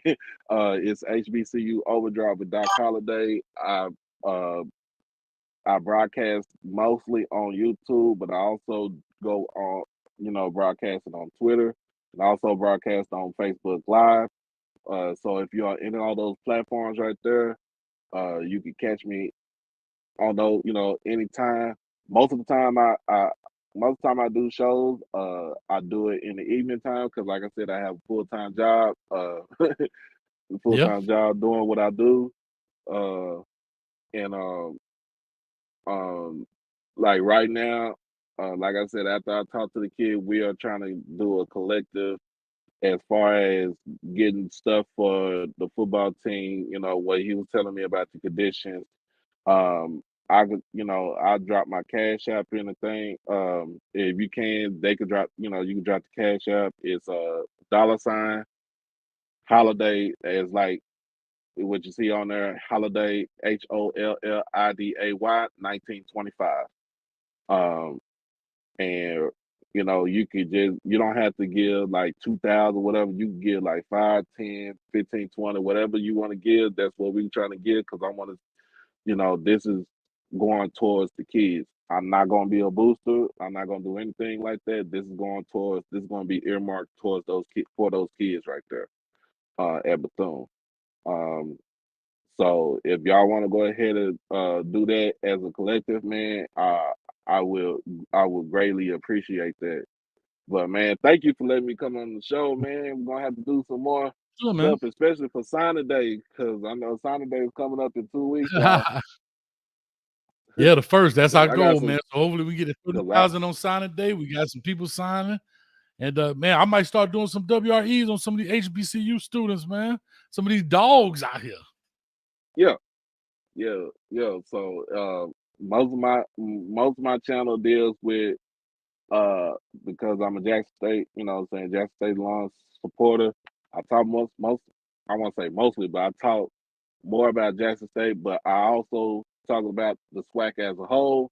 I talk about the MEAC, the CIAA, SIAC, all the Division Two, the NAIA, HBCU schools, and my own HBCU here in Dallas, Paul Quinn College. So I cover all that.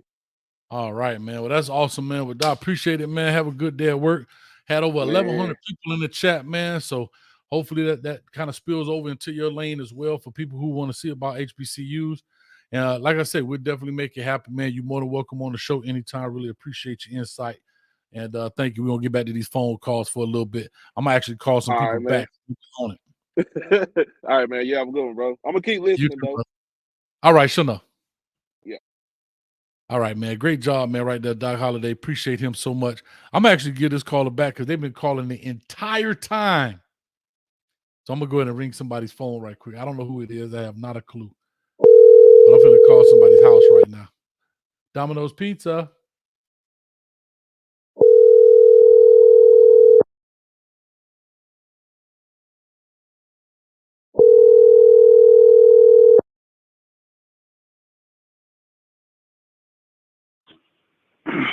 Hello?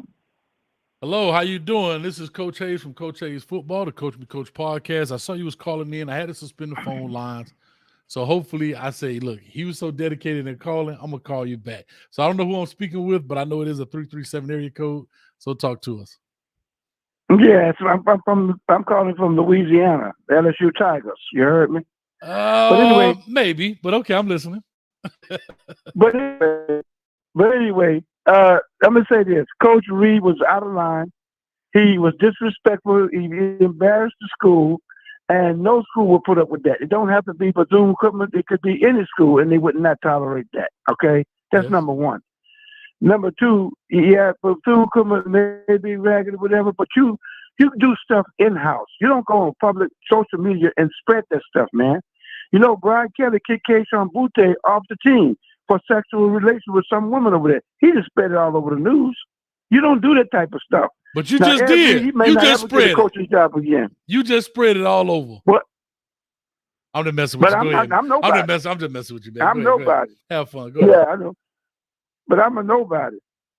But anyway, you don't do that type of stuff, man. And, you know, he may not ever get a coaching job again. You know, it's just sad all the way around, you know, and that put the HBCUs on the spot. So, hey. All right, here's my question to you real quick before we run out of time.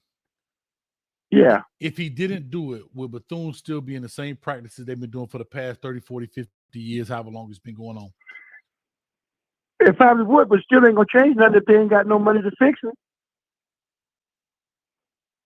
Do they have the funds? We don't know. Obviously, they may not because the facilities are still like that. I don't know. You got an interim president. What are you supposed to do? Might not even be the president after a few,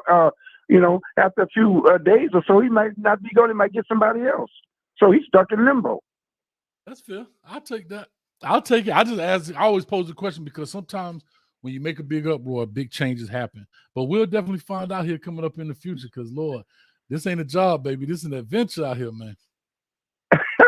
All right. Thank you, Mr. Hayes, for calling me back. I appreciate that. I watch the show all the time. Thank you very much, man. I really appreciate you, man. All right. All right. Thank you. Yeah, have a great Sunday. All right. We got 202 in the building. I know what that is. Yes, sir. We got 202. Get to it. You got 2 minutes. Yes, sir. I'm calling about Ed Reed. Yes, sir. Talk to me. I'm calling about Ed Reed and his, okay. So this is it. Ed Reed did indeed say some things that, didn't have to be said, but they were said. But most importantly, this is what people are denying or did not bring it out. He did apologize. So that squashed everything. He apologized and it moved on. So that leads me to believe that it's not so much that he said what he said, it's the fact that he exposed what he exposed. However, this is something that I have to say. It does reflect on more than just one HBCU. Now, if you remember, when FAMU played University of North Carolina, they had about 20 players that were not eligible to play. And the reason for that was because process was behind. They didn't have people to do the paperwork. They didn't hire people they should have hired. Now, there's a big difference between what happened to FAMU and what happened to Bethune Cookman. Mm-hmm.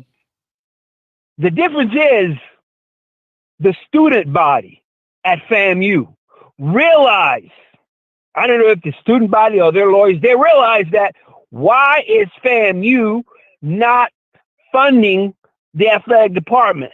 Why are they not funding a whole bunch of different needs for the students? And what did they do? What did the FAMU student body do? They sued the state of Florida. And they said, look, you're not giving FAMU the amount of money they deserve. You are underfunding FAMU. You are taking school from FAMU Law School and you're putting it at Florida State. You're taking FAMU Medical School. They used to have a medical school and a hospital. And they put it at, they close it down and then they open one later at FSU. So the bottom line is we're sitting here and we're blaming HBCU. But then they never gave them the money. The same public, Bethune Cookman is a little different. It is a private institution. But the Jackson State is a public institution. So my bottom line is this. We're looking at HBCU saying that why are they not doing this? Why are they not doing that? But what about the state legislatures? What about the state officials that are not funding these black institutions? Why are we not putting them on blast? And that's my say. I thank you, but maybe somebody need to go on social media like Ed Reed did and put it out there. See, a lot of it is due to ignorance, right? And when I say ignorance, I mean not knowing. That's what ignorance means, right? Not saying that that person is ignorant. We're talking about ignorance. It's a different. So because a lot of people don't understand how it works, including myself. I'm ignorant to the situation. I don't understand the true dynamic of how money is supposed to come and flow into these universities and what is this and what is that. I don't study it. That's not my thing. But I would love to have somebody who's truly into that to truly understand what it is. But here's my next question. I'm going to ask one. Well, I'm going to ask a question to the thing, but I appreciate you for calling in from DC area, man. Thank you so much. You're welcome. All right, now. All right, great call, man, right there. We got a 510 in the building. Give me 1 second. So here's my next question. All right. Here's my next question that I have is why is it when HBCUs do something, people take it as if it's all? But if there's a corruption or if there's something that maybe at Auburn, right? Or if there's corruption at another institution, it's not considered all. Oh, it's that institution. I'll kind of leave that hanging in the wind for you guys to answer in the chat. But call a 510 area code, excuse me. Let me know your name, where you're calling from. And what's your thoughts? Hey, my name is Douglas. I'm calling from Oakland, California. Oakland, I am baby. a Morehouse grad, the greatest HBCU. And you stop those lies, and I mean right now. Go ahead, brother. you my HBCU brother though. But the point I'm trying to say is, let's just open up the books. Everybody open up the books, and then we can find out. These people saying that he should have got fired and all this. Listen, Ed Reed, they knew what they hired. Ed Reed was a firecracker. They knew it. Reggie Theus needs to go. How you gonna be the AD and the coach? That's wrong. How you have all these intern presidents? That's wrong. Bethune Cookman is on the way to be a Morris Brown. Point blank, period. They're about to get shut down, and it might be best if they get shut down. So then when the government takes over and makes them come back like Morris Brown did, everything is in order. This needs to happen. I just don't understand what's the problem with the opening up the books. Where the money at? Well, I'm going to tell you this. Where's the money? Can I tell you something? You might not hear that. A lot of people don't want to hear this. And I'm not saying you're wrong by any means. I want to be clear about this. I'm not saying you're wrong by any stretch of the imagination. But, brother, you open them books at Bethune, or you open them books hold on. What you gonna find? Hold on. Gonna find? Or you open up them books at Morris Brown or Morehouse, excuse me. Yeah. Oh, yes. Open up the books. Hey, Open up the books. listen, you open I up. give money You can open all up the them. time to Listen, hold on. You can open up them books at SU. You can open up them books at University of Southern Cal. Alabama. It's gonna be some people UCLA, going to jail, dog. That's all I USC. know. And you're damn right. And they need to go to jail. And they need to go to jail because where the money going? Where the money at? What you mean? Somebody taking That some brand money. new kitchen. What you talking about? Where the money going? Somebody taking some money. Point blank. Period. And I know that somebody taking some money. That money going to that Mercedes Benz So let's open up the dealership. book. Hey, I bet that president got a new car. I bet that intern president got a new car. And a cherry wood desk. Got my man out there with trash in his office. That's crazy. I bet he do. That's crazy. But I bet he man, do. I appreciate your call, man. Let me push on as we get more callers in, brother. Go ahead, coach. Go ahead, coach. Thank you, man. I appreciate it. All right, brother. Yes, sir. All right, man. That was a great call. Great call right there, man. All the way from Oakland, California, baby. I'm loving it. Here we go. We got a 3-2 building. I have no idea what he's talking. We're getting a lot more people calling in. 323 in the building. Call or talk to us. Give us your name, where you're calling from. What are your thoughts on the topic? I'm Alan. I'm calling from Los Angeles, California. LA, baby. You know, I've never been to California. Coach got to get on a flight, so I'm headed to California sometime this year, man. We welcome you out here with open arms, man. More than welcome to come on out. I appreciate it, man. So talk to us, man. What's your thoughts on the topic of the day? Man, I'm an old schooler, and I believe sometimes it takes, and I kind of agree with what you're saying, but in this case, I'm with Coach Reed and how he approached everything there, because sometimes when we talk about it when it's quiet, even though what you had mentioned earlier, him as far as how he handled it and how he did it, as far as the second, when you played that clip a little later, as far as how he handled it, that's understandable. But sometimes it takes a harsh word to really wake up the masses. True. So it's a slippery slope. But sometimes it takes, especially it's been going on since you were younger. You were born in '95, from what I understand. No, so I graduated high school in '95. Graduated in '95.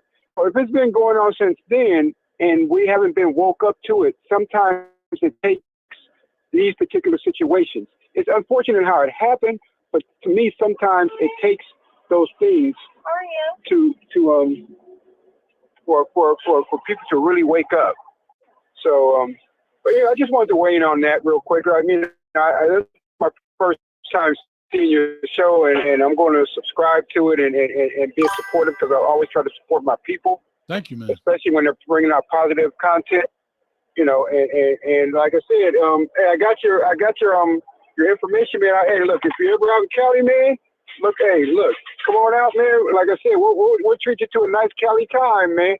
Hey, we'll treat you to a nice Cali time. Take you around to some of the sites, and you can enjoy it and see it. So I love it, like I said, I'll leave you my name and everything else like that. And when you see it, you'll just say 100% black man. All right, man. Well, follow me on Twitter, man. You can follow me on Twitter, and we'll DM and stuff like that. Yeah, we'll DM, and like I said, man, we'll invite you out to Cali with open arms, and you'll really enjoy the experience, man. I love it, man. I appreciate it, man. All right. You take care, man. God bless you, and continue success on your endeavors. Thank you, bro. I really appreciate it. It means a lot, man. Okay. Bye now. All right. But that's that California love. Y'all don't know about that. I got another 323, so this is another LA number. Hey, they used to call me Coach Hayes from the crib. Now they call me Worldwide Coach. You understand me? Talk to me, man. 323 area code. Caller, give us your name. Where you calling from? You got to cut your background down just a little bit.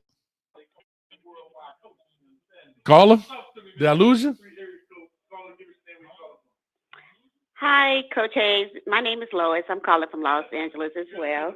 Hi, Lois. How you do me a favor, Lois? If you can cut your TV down or whatever it is in the back, it's coming through your phone. The show is coming back. Okay, I just did. Okay. I just did. All right. Talk to us. Okay. So I was giving my input today on Coach Reed. I don't think Coach Reed did anything wrong. His delivery was wrong, unfortunately, but I think his intentions were good. And a lot of people just took it totally out of proportion. I was also watching his IG this morning where he was on live with the kids at BCU.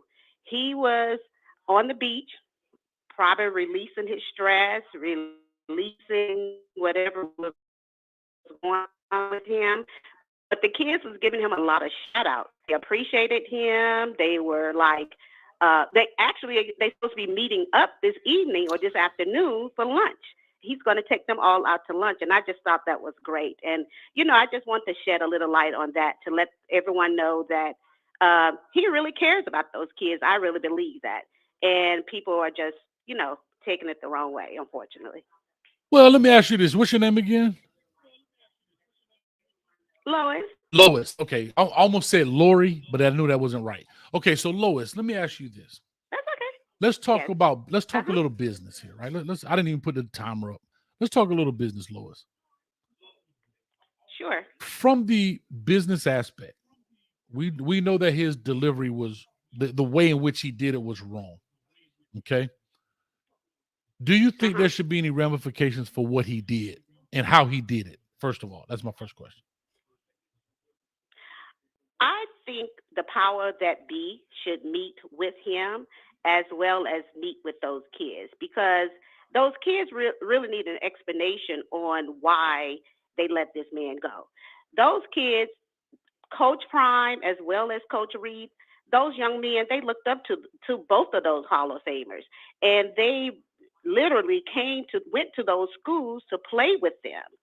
So with that being said, I just think that the power that be needs to sit down and have a conversation and break down everything to Coach Reed as well as the kid to let them know how things, really went down. Okay. So here's my next question then, Lois. You are now, Lois, are the upper brass, the president, board of trustee, whatever that is. Since you feel that way about it, that's fine. What does that conversation look like between you and Ed Reed now that he came out like that? What does that conversation look like between you as I'm gonna just call you the boss at that time over Ed Reed? Well, what do you say to him? Mr. Reed, we know that we know that you put some things out there on social media that should not have been done or said, which was inappropriate. We would like to come to some type of an agreement if you would like to continue here at BCU, or if not, just squash everything and let men's be. I think the man is more hurt about how he was let go, at the last minute. So they just need to really just talk to him. And I don't think no one ever sat down and talked to him about that. All right. So I just, like I said, I like to ask those questions because one thing we do on this channel, if we pose problems, we have to pose solutions. That's what I like to do. And so I definitely appreciate your point of view. And I thank you so much. I think I got another 334 up in. We West Coast balling up in this thing today, huh? Okay, go Tigers. What kind of tiger? Wait a minute, Lois. That's Jackson State Tigers. You a Jackson State Tiger? Of course. It's not your fault, Lois. I understand. All right, you take it easy. Thank you so much for calling. Have a good day. You too. No Bye problem. now. Bye. Bye now. All right, we got a 334 in the building. Call or talk to us. Give us your name, where you're calling from. Let us know your thoughts on this situation here today. James from Alabama. All right, Alabama. Talk to me. What's going on, James? So, just to go back onto the Ed Reed situation, I don't really think he did anything too bad, saying like it's social media. So, social media, the media is always gonna bump things up to what it's really not. And I just personally think he did what he felt was right in the eyes of trying to build that school up, because that was his sole purpose. Just like Deion's sole purpose was to go to Jackson State and to build that program up. So I'm with you, but here's the question. I'm gonna ask you the same question I asked Lois from the West Side. Okay. You're the president of the university. You're the board of trustees. You're the athletic director. Whatever you want to be. Ed Reed goes on this rant. You call him in your office. Hey, Ed, I need to talk to you. What do you say? Just ask. Well, it's tough. It's tough. Because first you got to see where exactly the issue could be coming from. So, I mean, I didn't necessarily go to an HBCU.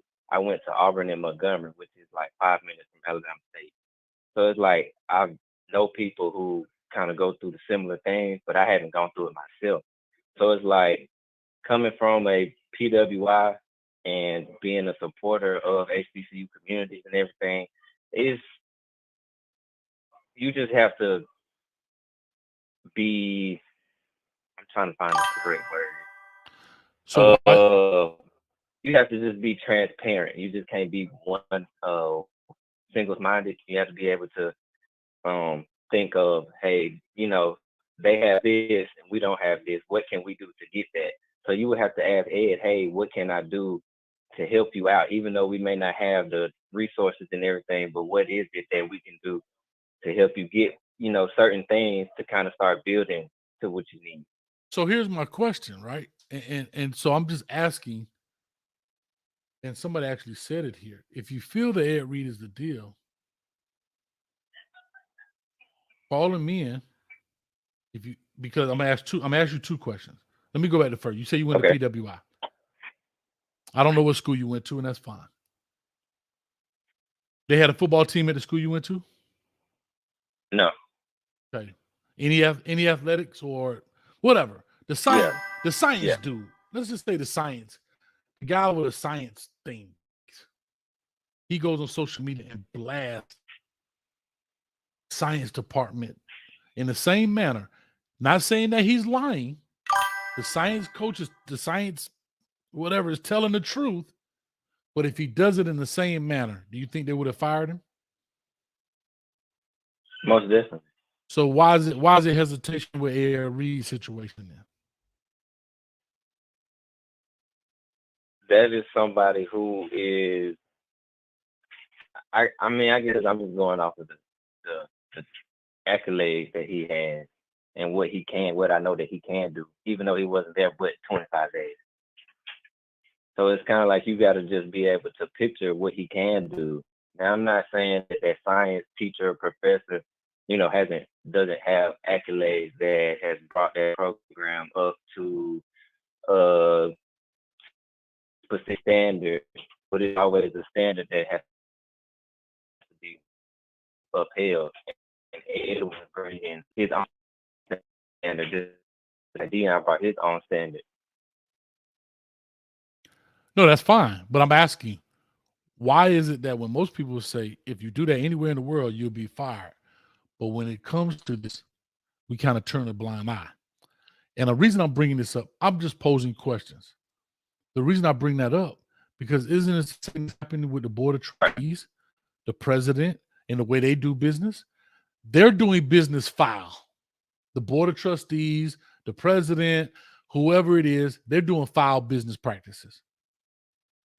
Can we all say that this is a foul business practice by Ed Reed? I would say so. Is it a fireable offense? I have to be honest. I'm gonna ask myself the same question. Coach Hayes is now the head of Bethune Cookman. Okay.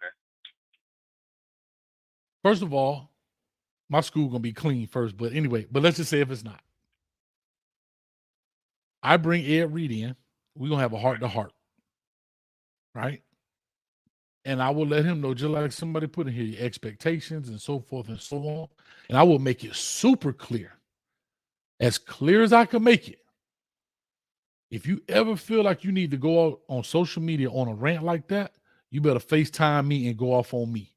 Don't you FaceTime. Like, then it's no ifs, ands, or maybes. But that's me being honest about the current situation at hand.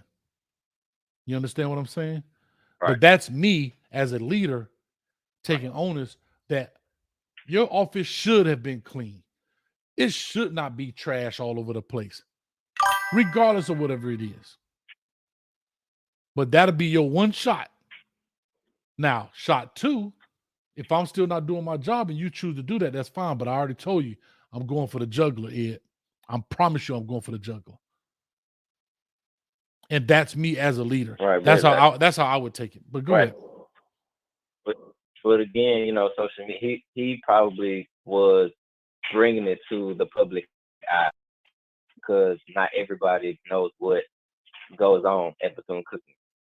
So he's bringing it to the public eye, and then you have people who are in California, in North Dakota, looking at it like, man, that's what goes on at HBCUs. What can I do to help? That's probably what his goal was, but people twisted it.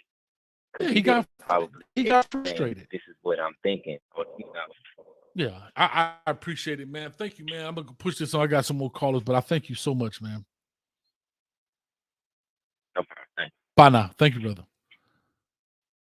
All right, we got a 214 in the building. Give me 1 second, caller, as I take on this doing on Mr. FOH. I don't know what FOH stand for. I don't know. FOH 499 say, hey, coach, you got the best show on YouTube. I appreciate that, man. It means a lot. Thank you so much, man. Y'all hit the like button, subscribe button. We're trying to get to 30,000 subscribers before February 1st. And I'm going to give you an update where we are as of this very moment, alive counting. We are at 29,784. Guys, come on. We less than 300 away, almost less than 200 away, 216 to be exact. So let's go ahead and hit those buttons. Let's make it happen. But I do thank you for that comment on there. Caller, talk to us. Give us your name, where you're calling from. What's your thoughts on the topic? Hello, Coach Hayes. I thank you for using your platform to allow Black voices to speak. My name is Jonathan. I'm from Dallas, Texas. All right, Jonathan from Dallas, Texas. Talk to me, baby. Yeah. You know what? I wanted to say this. I think that Coach Ed Reed, when you want to affect change, and change needs to be aggressively affected, sometimes your passion and your lack of foolishness to the traditional of the lacklusterness when it comes to programs, or that program particularly, way that they do things, you tend to overcompensate in aggressiveness. So one of the things that I've heard people say is talk about how Deion Sanders may not have done that, or his tact may not have been so aggressive. But I do want us to remember, when his office was broke into during the game, he went in on a press conference and went in not only on the university, but also on the city of Jackson. And there were some things that was changed right after that. But I believe that because of what particularly some HBCUs may be dealing with financially, and not only financially, sometimes the lacklusterness when it comes to protocols and the aggressive change to every department, especially athletics departments when it comes to facilities. I think that he was promised, or that he thought that things would happen, I don't want to say even a more rapid pace, but at a more serious pace. He talked about how he went and they cleared up some field so they could have some opportunity to make a practice field. And he said, as soon as he cut the grass and started to get stuff going, people started to have a problem, because of course money was going to have to start going that way. But I also believe, if you look at some of the things that he's spoken about, how he was going to bring in a lot of different people to come and help. Now I will say this, I agree with your statement and many other statements when they speak about how the live was very aggressive. He shouldn't have done that. And I do agree with that. But I also believe that if you're going to fire the man, then fire him that day or that week. Don't allow a week to pass in a recruiting trip week where you have 26 students coming in on a Saturday and another 26 coming in on Sunday. And then you say, hey, they get off the plane, let's cancel it. And so back to your point, that right there is the process. See, that right there, to me, is even if you want to fire Ed Reed, name an interim coach who can handle the day-to-day operations of the football program. Like, that's just no business practice. If I was at work right now and they fired the principal for whatever reason, they're going to name one of the assistant principals or vice principal, whoever the next in hierarchy, in charge until we can find a permanent solution. They have not even done that. Ed Reed is still, like you said, people are saying, oh, he hasn't been fired if he hasn't been hired. We're using that term because I don't know what else you call it, dismissed, whatever you want to use there, insert at blank, whatever you want to put, enjoy your day. But you have not even put in an interim person to answer phone calls when it comes to recruiting. Right now, if I'm a recruit and I'm being recruited by Bethune Cookman and I want to reach out to somebody, who do I reach out to? Where do I go? If I'm a parent of a recruit, wait a minute, what's all this news I hear about Ed Reed? Who do I reach out to? Where do I go? Is my recruiting trip still on? Is it canceled? What's going on? These are the problems and the process problems I'm talking about. Because I think we make a lot of decisions. And when I say we, I am making a general statement here about a lot of places. I can't say all because you can never say 100%. But we make emotional decisions and we worry about the consequences later. When you need to, it's a business. This is a business that has a brown ball. Where do you go if anything happens? You immediately put in charge until you can find X, Y, and Z. What's next? You quote unquote got rid of the man, but yet he's still hosting recruiting visits. He's in the building the next day talking to the parents. In the words of Ed Reed, where they do that at?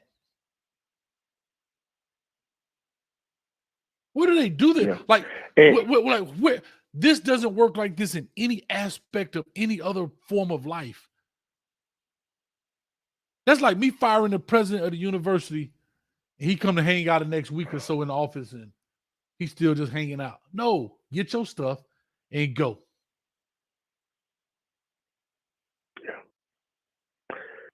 And if I may state that one of the biggest things that is shown in glaring problem and with this whole situation is that you have the basketball coach also being an athletic director. It's showing that it's some type of miss of institutional control, and not necessarily they're doing anything with fallacies, but it's showing that it's not enough funding for them to be able to properly staff things. And it leaves holes for things to not go straight. And one of the other things he's talked about was them hoarding buildings. That buildings is full of trash. And I've personally seen some things at HBCUs. The HBCU that was close to me, when the university I went to was called Jarvis College, and it was some things that were going on down there, not only with the financial department, but also with the cleanness of the campus and with the food. So this is everything that the students at Bethune Cookman have also stated that they're doing a rally about today. So thank you for listening to me, sir. That's my call. I don't want to take up more of your time, and I appreciate your platform, and I pray that you're blessed and that God increases your territory. Thank you, sir. Thank you, man. That was pleasant. Thank you very, really much, man. Thank you so much, man. Yes, sir. Bye now. Man, great caller, man. I enjoy great calls like that. But again, those are questions, man. Right? These are the questions that we're talking normal business. Think about how this all of this stuff has started. All of this stuff has started primarily due to normal business practices. Let's talk about it real quick. And everything I'm going to mention has nothing to do with money. Nothing. Caller, give me 1 second. I apologize. Clean the office of a new employee coming in.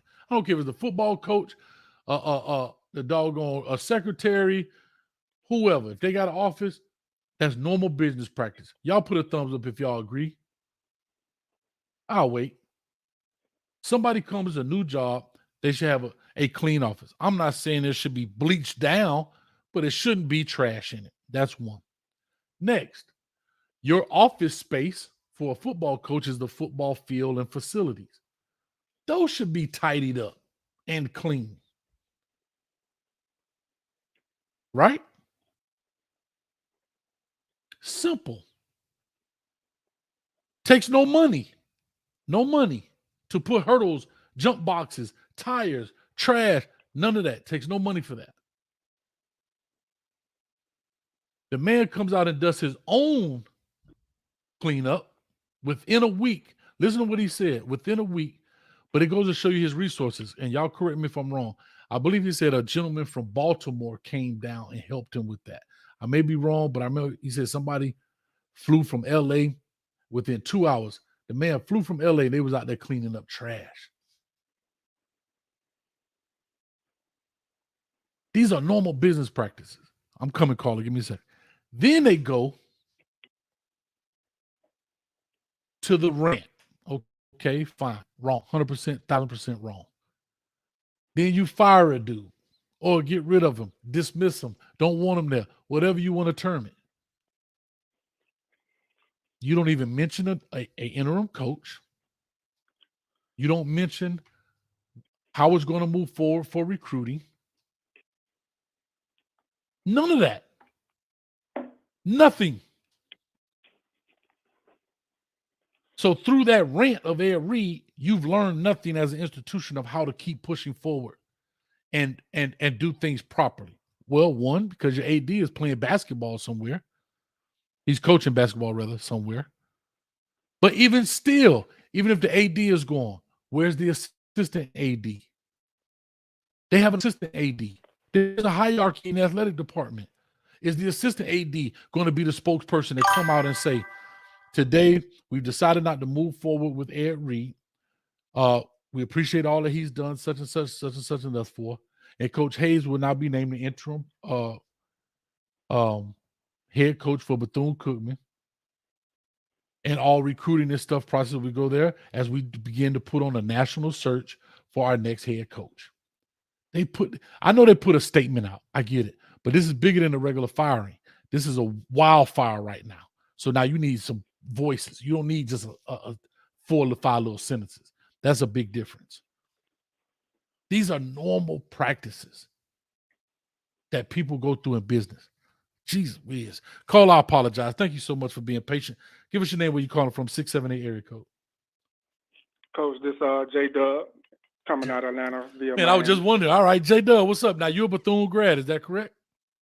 Not a grad, but I went there 1 year, which makes me official alumni. But my parents, yes, sir.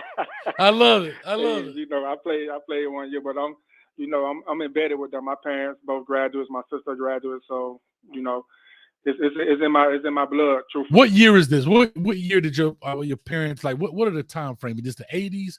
Your brothers and sisters in the 90s? My daddy graduated 68. My daddy graduated 68, Omega Psi Phi. My mother, I don't think my mother graduated. She went like 3 years, and then they ended up moving, and then, you know, the rest is history. And I played 1 year, 95, 96. I graduated in 95 high school, had my scholarship. Gotcha. You know, things happen for a reason. So I'm listening to everything, and I was fortunate to be on the alumni. Had a meeting last night, and I'm not going to spill all the beans about everything, what was being discussed and whatnot, but it did open my eyes up to a lot of things. I learned a lot of things of what's going on. I could truthfully say the problem is the Board of Trustees. We have to, which a lot of people is not going to understand, Belvin Perry, when the Board of Trustees got kicked out before him, what said is he loaded the members with his guys. So it makes it hard for the alumni to try to get him out because they're not going to vote him out. You see what I'm saying? And It's a lot of things that's going behind. It's a lot of things that's going on. They've been trying. I guess the misconception is what's going on. Why isn't anybody trying? They're trying. You just don't hear about it because if you're not in their world, or if you're not a part of their alumni, whatnot, you're not going to know. But there's effort that's been given to trying to get these board of trustees out of here, and at every turn, Perry has successfully beaten them. He has his members in place that's on the board of trustees, and there's nothing they can do. Now, part of, like you say, there's a problem that always comes with a solution. They was throwing out their solutions last night, and I say one solution that was really intriguing that one gentleman said, the way to go about it is legally. And going back to stemming what the gentleman, one of your previous callers said about open up the books. That's part of the problem. They're not opening up the books to the alumni or whoever else. And so the legal route is, the gentleman was saying, it has to be a student. You have to attend the school. It can't be alumni because the legal ramifications or whatnot, it's not going to work. So it has to be a student to go through this lawsuit and go through this process. So those are the steps that needs to be taken from that standpoint. And then I say this, and the gentleman, and it wasn't only alumni, it was students that was on there, that was on the call too as well. And a couple of students say, well, they'll be the ones to go through the process, with the alumni backing financially and everything else. But the first thing he wanted, he said, look, young lady, you have to understand, once you do this, we'll take the arrows. Once you go through here, your education as far as that Bethune Cookman is going to be done. It's going to be a hard road. It's going to be done. It's going to be a hard road. So, and but it's the cause, it's the steps that we have to take. The Ed Reed situation, it was just opening things up. I think I'm mad that he wasn't under contract because it made it easy for them, and to not even hire, and not the explanation that they put out, I could call a spade a spade. That was some BS. It was some straight BS. Listening to the conditions the ladies were speaking about, you was on the loop space yesterday, listening to the football player, the conditioning and things that they was talking about. It's been put out there. We've been known about it. It was a video that surfaced probably approximately a year ago or so. And there was the kids were showing the campus and showing how they was living. So it's been put out there, but now it's 10 times fold with the magnitude of Ed Reed. And they needed to get rid of that before it became a problem. And like I say, he wasn't he wasn't on a contract, so it made it easy. If he was on a contract, things would have been, it'd be totally different. So I think somebody made a point on the space yesterday. They knew Ed wasn't going to conform to what they giving off of his videos, conform to what they would have liked him to do, and he would be a problem. And he was going to open up the problem towards the board of trustees, is what y'all alluded to earlier in the conversation. Who was the snakes that's showing, that's popping their heads up? You get what I'm saying? He said Reggie Theus. Now he said his name. Yeah, well, no, that's the first guy, but the big problem goes beyond him. Sure. The big problem goes behind him. But Reggie, of course, he's how you going to be an athletic director and be the of head a school coach of that basketball? magnitude. Of a school of that magnitude. Right. He's not even in town. They're on the road, from my understanding. In the basketball. They're on the road at this point in time.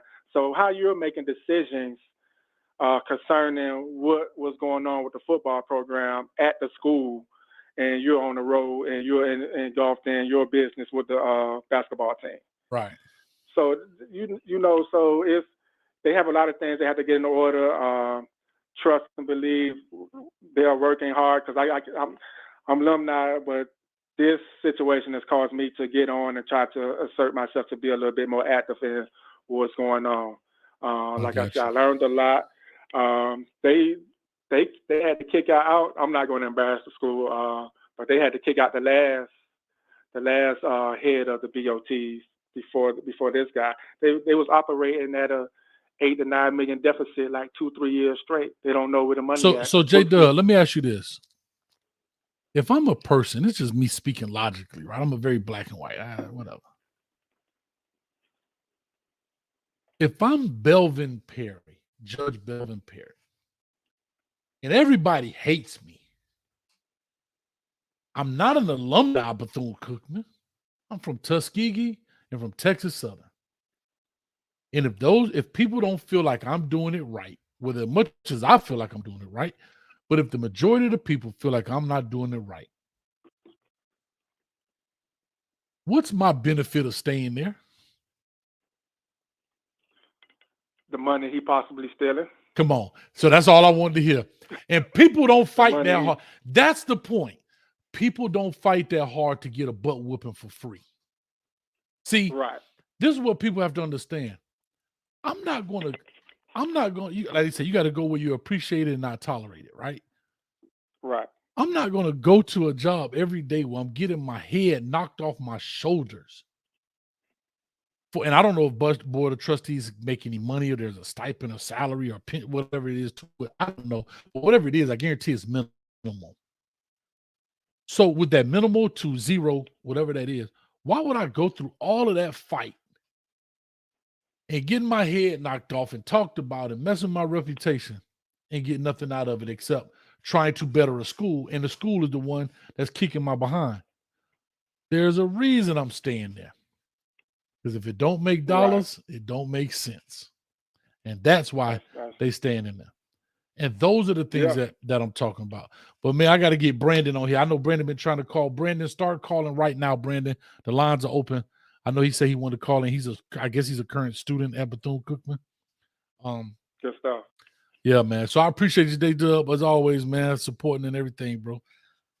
You already know it. Take All care. right. All right, buddy. All right. Yeah.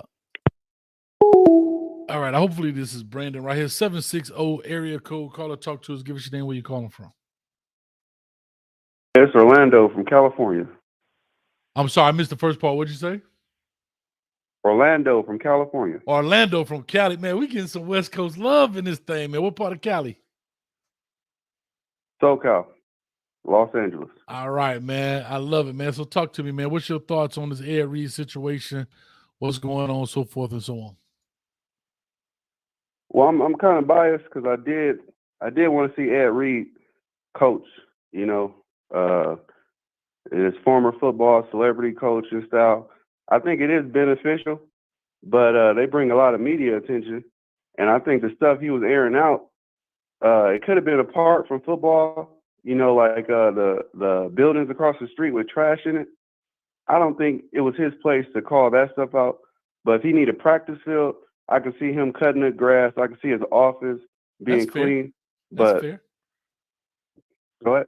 No, I was saying, no, that's fair. That's a very fair point about not calling out the other buildings, but call out what's pertaining to you directly. That's fair.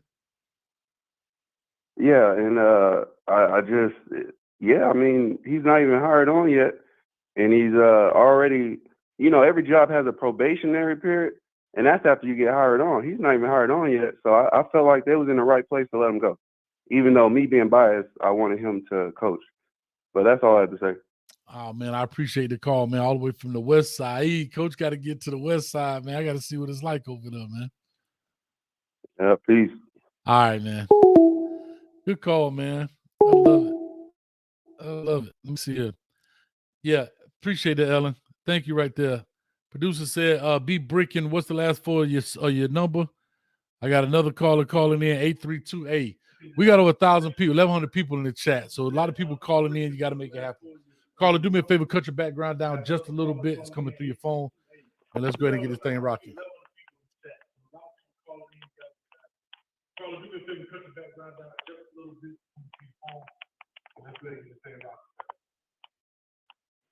Hello? Hello? Yes, sir.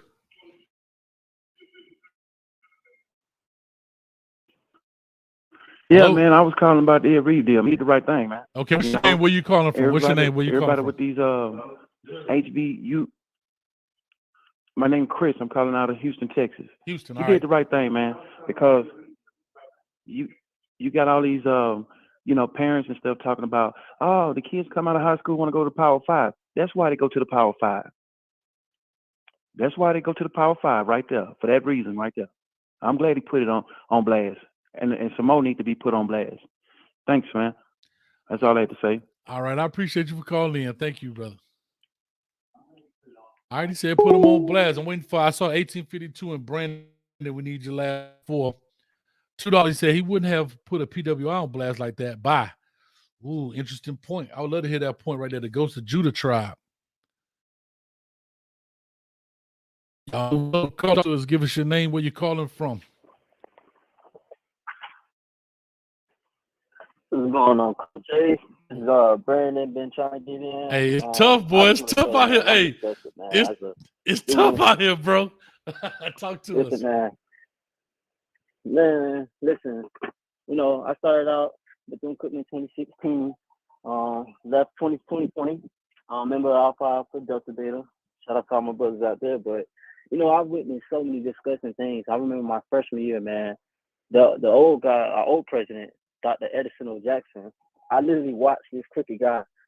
He would be on the quad, like shaking hands with us, but the whole time he was stealing money. They had things going on about deals for dorm deals, new things for facilities. They promised us. A lot of people, if you were there around that time, we have on the quad, Meg's Hall and another dorm that they were supposed to knock down to build a student union. Well, I want you to go on the quad right now, and you'll see those same buildings there that they promised us that they were going to build. They're not there. I also was in the band, man, and I remember a time, I think it was around 2017, 2018, after things came out that they were stealing. So, we had our band scholarships and everything, but, the Board of Trustees, their way of getting the money back that they stole was cutting band scholarships. So it's just like, these disgusting things have been going on forever. And, I have watched some of my favorite professors be overworked. You would never go to a PWI and you'll see the dean of a school teaching classes. Like you have Reggie Theus trying to be an AD and a coach. Like, come on, man. That's bad business. And the students, we here to suffer, man. So I'm just disgusted to see that it's the same thing over and over and over again. Yes, I agree. Coach Reed, he could have articulated his statement better, but he's not lying. He's just not lying. And, just wish he could do better. So, Brandon, I'm gonna ask you this: are you a current student there, or you just finished? No. I'm done. I graduated. Okay, but you've been there recently. Yes. I'm all like I said, since I'm an alpha, I'm fully connected to my chapter. I'm always around. Okay. We're always speaking to each other. We know what's going on. So here's my question. I don't know how much you've been listening, but at the very beginning of the show, I said that everybody has a piece to blame. Do you remember that, or did you see that part? Yeah, I remember that part. Okay. So now, since I know you're not a student anymore, but I'm gonna just call you a student. So now that you're a student, yes, why hasn't the student body been more vocal? Why hasn't the student body taken the social media and been more vocal? Especially with platforms like YouTube, Instagram, and so forth. So it's a situation. I'm gonna tell you this happened recently. So one of my line brothers, he's actually still there, and he was Mr. BCU, and and one of the LBs, he's president of SCA right now. So to be honest, they don't want them speaking out on certain things, and they're being silent. So when they try to do certain things, they get the threat to getting their positions taken away and stuff like that. So they silence the students from doing certain things like that with SCA. They want them to follow exactly what the school is doing, but as soon as SCA speaks out against what's going on, they silence them. That's why if you looked at Florida Classic or anything else, Cookman-wise, you didn't see Royal Court, because guess what? They silenced those kids. Those kids were not going for certain things that the school were doing, and they silenced them. So that's that. So why not? So what my thing is, and here's what we have to understand as people. Sometimes you have to fall on the sword. Meaning, You can silence me, and I may no longer be. I'm just using this as an example. I may no longer be the SGA president, but you can't silence me with this now. Not with this phone, not with social media. And my thing is, put it out there. Put it out there. And this is not just Bethune Cookman. This is this is all student bodies at all campuses. And the reason I say that is because that's what college is about. Learning who you are, fighting for your rights, those type of things. And so if people are not going to do it, and where I have a hard time with this, it's just been like this for decades. Not years. Oh, yeah. Decades. And nobody from that campus has decided to step out and step into a leadership role. So we had the same something similar happen to this around, I think it was 2017. And with the whole protest thing, it was called Hail Mary. So that was around the time, I remember the last caller, he was just speaking about when the board of trustees got kicked off the board for stealing. So I was there, and in that time, that came from SGA speaking out. Now, I remember I had a couple friends who were a part of leading that whole Hail Mary thing, and the backlash that they got, it was bad. It was bad, like what the school was trying to do to them. So it's been times that, the students have spoken out, but I just think with so much going on, the pride, the tradition of everything at the school is just been dwindling like down. And now, it took a situation for like a coach like Ed Reed to come around, someone who has notoriety, for people to get that pride and tradition back, for them to realize, okay, this is someone who could be a vessel for us. Because I think it came to a certain point where certain students felt like, all right, well, they're not going to listen to us. Like, no matter what we put on social media, it's not going to get the same, notoriety and attention that an Ed Reed situation gets. So I'm kind of happy that, this situation happened. And I hope, this can get rectified, even if it's not Ed Reed coming back to coach. But it's just, things need to change. Yeah, but Brandon, to your point, things do need to change. And this is not just a BCU thing. We're talking about in all aspects of life. When you want change, sometimes you got to make noise. Somebody says, so the students sacrifice. I missed it up here. It moved so fast. Trying to see what somebody said. So you want the student? Oh, here we go. So KSF says, so the kids should be the sacrificial lamb for. Well, it's all about change, right? And that's the deal. If you band together. So here's the thing. We always hear this thing. We don't know how to work together. We don't know how to stick together to have things change. And we can't even get it done on our own campus. But yet we continue to do what? Send generations and generations of our own kids and legacy kids, right? You just heard J Dub say his mama or daddy went there. His brothers and sisters went. He went there. But how can you continue to send somebody to a place that is corrupt for decades? This process is bad. The process is terrible. Yeah, it's a lot of broken mentality. Yeah. And there's plenty of other schools out there. In the words of Doc Holliday, it's not all HBCU. There are other institutions that you can go to that the process is not like this. And I hate to see that, man. Lord knows I hate to see that, man. But Brandon, I got to run, man. I got a couple of callers calling in. Hopefully Bricks is calling in. But thank you, man. I really appreciate you calling in, brother. No problem, Coach. Thanks a lot, man. All right, we got a 347 in the building. They've been on the thing holding tough on the line. Maybe they didn't. They'll call right back. Y'all been lighting the phone lines up. I really appreciate it. 347, you missed your chance. Real quick, before I get to you just missed it, 347. Before I get to my next call, I just want to make sure I put this out here real quickly. We had a Cash App dono in the building for $10 from Joy Jeffrey. Appreciate that so much. Thank you for the $10 from Cash App. We do get 100% of Cash App donations. We only get 70% from Super Chat, which is fine. Not a problem because YouTube takes 30% of that. So if you like to donate to Cash App, you're more than welcome. But thank you so much. And you can write your little note in there as well. I will put it up on the screen as you see the right there. So if that's what you like to do, there it is. That's from Cash App. Thank you again so much. I really appreciate that. Caller from 804 area code. Talk to us. Give us your name where you call from. I got to keep it to the 2 minutes because if I don't, we can't get all these people in. All right, no problem. No problem. My name is Sterling Dickerson. I'm in Richmond, Virginia. Yes. And as you know, in Virginia, we have a lot of HBCUs from the status of what you said earlier, a school that's connected to church institutions like Virginia Union. One is a state institution like Virginia State. And then, of course, Hampton, who is private. And you've seen the links and bounds that they've done.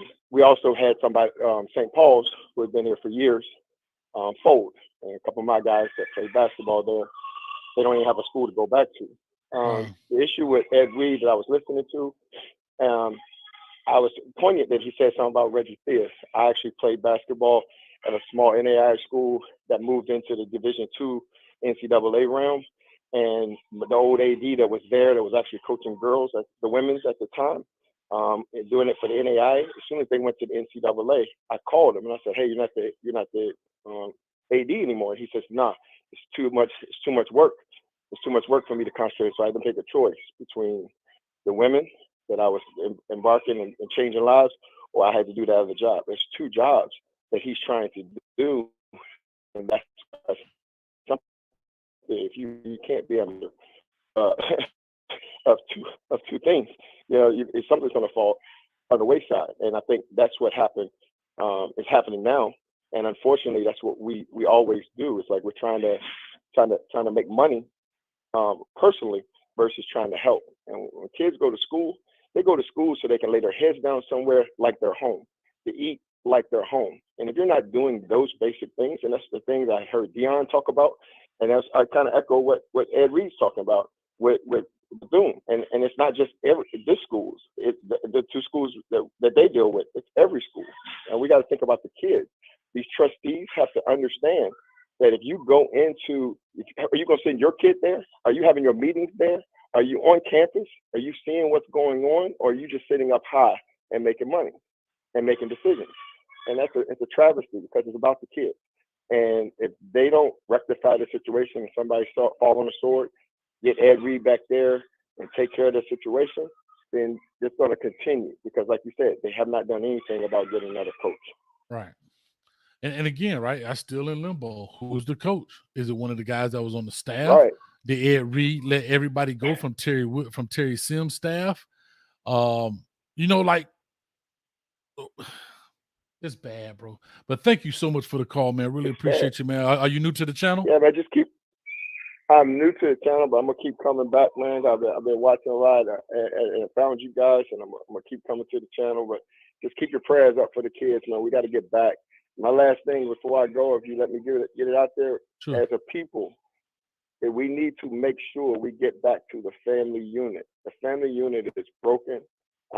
We're not trying to help each other. When I grew up, I could get in trouble down the street, and before I got home, I either got my butt whipped by that person or definitely my parents got. We need to get back to the family unit, start helping each other instead of shunning each other.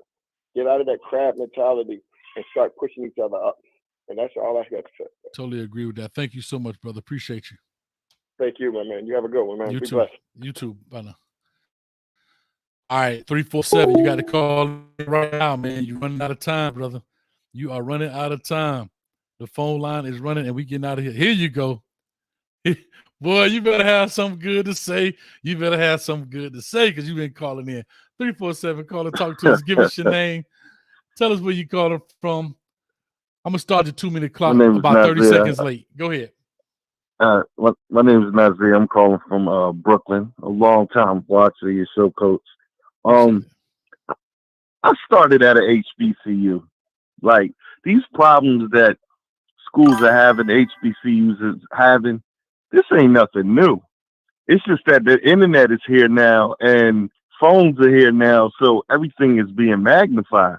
I started at Cheney University in Pennsylvania, and it was terrible. And I transferred to the University of Louisville. It was terrible when I went, and it's been terrible.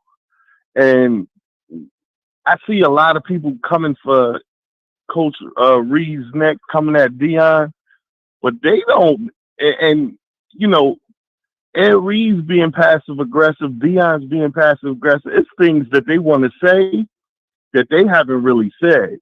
And those of us who went to HBCUs or started at HBCUs and then transferred, we know what goes on at those schools. A lot of money's being stolen.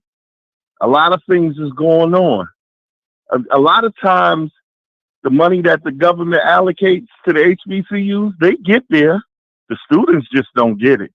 And we need to start. I said something on Twitter yesterday about it. I said, this is why when I was in college, I left Cheney University and transferred to University of Louisville. HBCUs around the country need to be audited. And if funds have been stolen, school officials need to be held accountable. Don't steal from the kids. This has been going on a long time. And as Black people, we like to cover things up. But like you said, some people got to be sacrificial lambs. We got to expose this because it's treachery. It's treachery. We stealing from kids. This is a fact. And everybody likes to cover it up. But that's my 2 minutes. Coach, I appreciate it. Long-time listener. And I appreciate you speaking on this topic. Thank you. Thank you, man. I appreciate you calling in, man. Thank you so much. And appreciate you being persistent on that phone line, man. That was huge. All right, I'm trying to find 852. My producer Ellen telling me to find this 1852 number, and I'm looking for it. I can't find it. I'm about to wrap this up. So many people called in, over 1,000 people. I really appreciate it.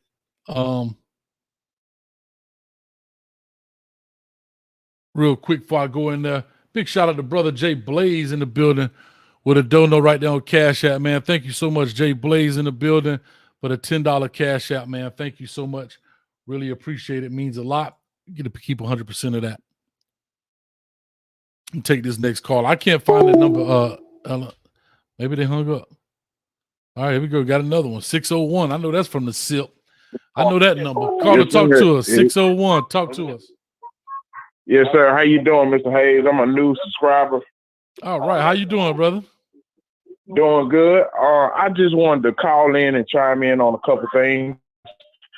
So first of all, this is my first time viewing your show, your channel, and I wanted to look up before I subscribe, and I like your content, and so I wanted to call in and chime in on the Ed Reed situation. Sure. And I just think it's funny that when it comes to, Black issues and Black social things, it's just like this is how I feel with the Ed Reed situation. I just like, even though he may be right to a certain extent, there's a way to conduct yourself professionally. And when you in the limelight, or when you are the face of certain things, there is, like they said, heavy is the head that holds the crown. There's a way you got to conduct yourself. You cannot talk to people the same way you would in a locker room, because everybody don't know how to respond or to react to that. And two, you can't talk to people like that. They are giving you your only opportunity. You got people that are in the chat. You got people that other people saying, well, he can always go to another school. He can always go to a PWI. Okay, so why didn't they give him an opportunity? Last time I checked, Coach Prime and Coach Reed made famous a PWI. The last time I checked also, in those PWIs that they made famous, they are, if not number one or number two athlete of all time. Both of them should have statues on those schools. So why didn't they give them a chance? Last time I checked, when they was wanting the coach, they had an opening for both. So why didn't they offer him? So you gonna bite the hand that feeds you? There's a way to do things. So, and then the sad part about it is you got people that just because a little bit of room you giving, now you bashing your whole time. It's just like somebody give you a piece of food from another house and you just forget about the meals you got back at home. You don't do that. You don't put down what you have to glorify or exalt everybody else. No, everybody needs improvement, yes, but it's a way to do it. It's a way to go about it. And again, everybody's not a crook. Everybody's not illegal. Everybody's not. If you went to an HBCU, you know that there are financial woes, but not all of it is our fault. Not all of it is our fault. And it's a way to go about things. And to sit up here and a lot of people that's talking and trying to add on to the negativity, they not contributing, they not conducting, they have not given to a HBCU, but their mouth is running 100 miles per minute. But if your pocketbook added up to what you was saying, then there'll be a lot of changes. But thank you so much, Mr. Hayes, for taking my call, and you have a great day. Yes, sir. Real quick question before you go, if you don't mind. We got a minute left. Yes, sir. Yes, sir. So how does Ed Reed, or let's say you're the coach and you're Ed Reed. Yes, sir. Yes, sir. How do you get the masses to listen without screaming from the mountaintop? And I always say screaming from the mountaintop. The way he did it on social media. How do you get that same message across with the same and the same intensity? How do you do it in a different way? The same way Coach Prime laid the foundation, he did it through actions. And like some people said, that was Bethune Cookman alumnus. You got to show up and produce in order to get product. Dion won in order to get product. Because here's the thing. He didn't curse. He didn't bash. There's a lot of things he could have said, but he didn't. And here's another thing. Only people could listen to you with results. Ed Reed should know that. Everybody knew to follow him in the locker room or on the playing field because he showed it through action. You cannot talk stuff and you have not done anything. Just like, on not to shout out another podcast, but brother from another mother. I said, I know you have not do your due diligence to knowing the history of HBCUs. You're bashing an area that basically made the forefront for you to be who you are. We have HBCUs because they weren't allowing us not only to get an education, but to play. He's playing. He made famous a position that they wouldn't even let us play at a certain time because they said we didn't have the brain. And they did that in the HBCU. So you're bashing places that you don't have all the answers or information to. And the nerve of folks to be talking on there, and you either got your degree from HBCU and you downplaying with yours, or people that do not contribute financially, you're not sending your school, your kids there, anything, you got so much to say. It's wrong. And again, like I said, when you're active doing things and you're active trying to move and progress and trying to pave the way, there ain't too much to say because your actions are going to speak louder than whatever you got to say. But that's how I feel about it. Thank you, man. I really appreciate that call, man. It means a lot. Yes, sir. You have a great day. You too, man. Appreciate it. Real quick, man. We got my man. We got Carrington Childs. Appreciate the $5 from Cash App. Means a lot. Thank you so much. Thank you. All right. So here we go. Over 1,000 people in the building. I'm about to get off here in a few seconds. I said I was going to do 2 hours. Coach be lying. I can't do 2 hours because I love my people, man. I love the people. All right. We'll take a few more. I'm trying to find that number, Ellen. I can't find it. Y'all calling in so fast and y'all serious about it. Let me see here. Here we go. I'm going to call you back right now. 5-1852. While we calling. Hold on.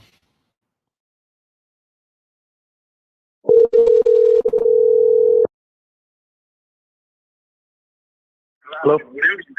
All right. Caller, talk to us. I know you've been calling in. Is this Breaking B? Did I say it right? Yes, sir. Yeah. All right. Do me a favor. Cut your background down. Hello?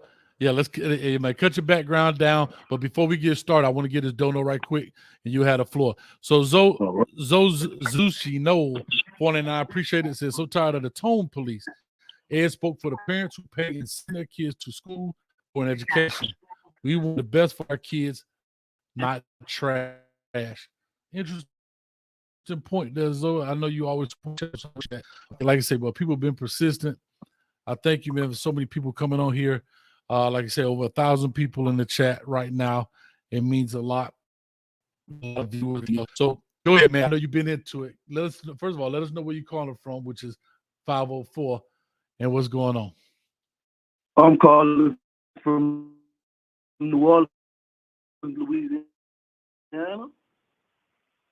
Man, I'm just tuning in, Coach, because I'm seeing a lot of comments, man, and I just want to tell you from a first-hand basis that it's way. If you have any questions, I'll be willing to ask any questions. I was there when they came to clean up the coach's office. I was in the office with coach. So I know firsthand. Your phone breaking up. Hold on, brother. Your phone breaking up, Brad. Hold on.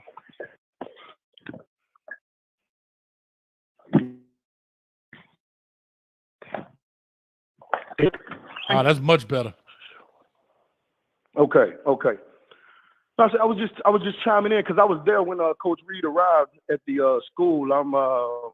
We grew up together, so I went out there to help him. I was hands on deck, so I know firsthand some of the problems that are going on and transparent at the university. And it's not that he wants to out everybody. That's why the videos, people say, well, put the videos, put the pics. That's not the point here. The point is the exact change for the kids, man. You know, that's the bottom line, you know.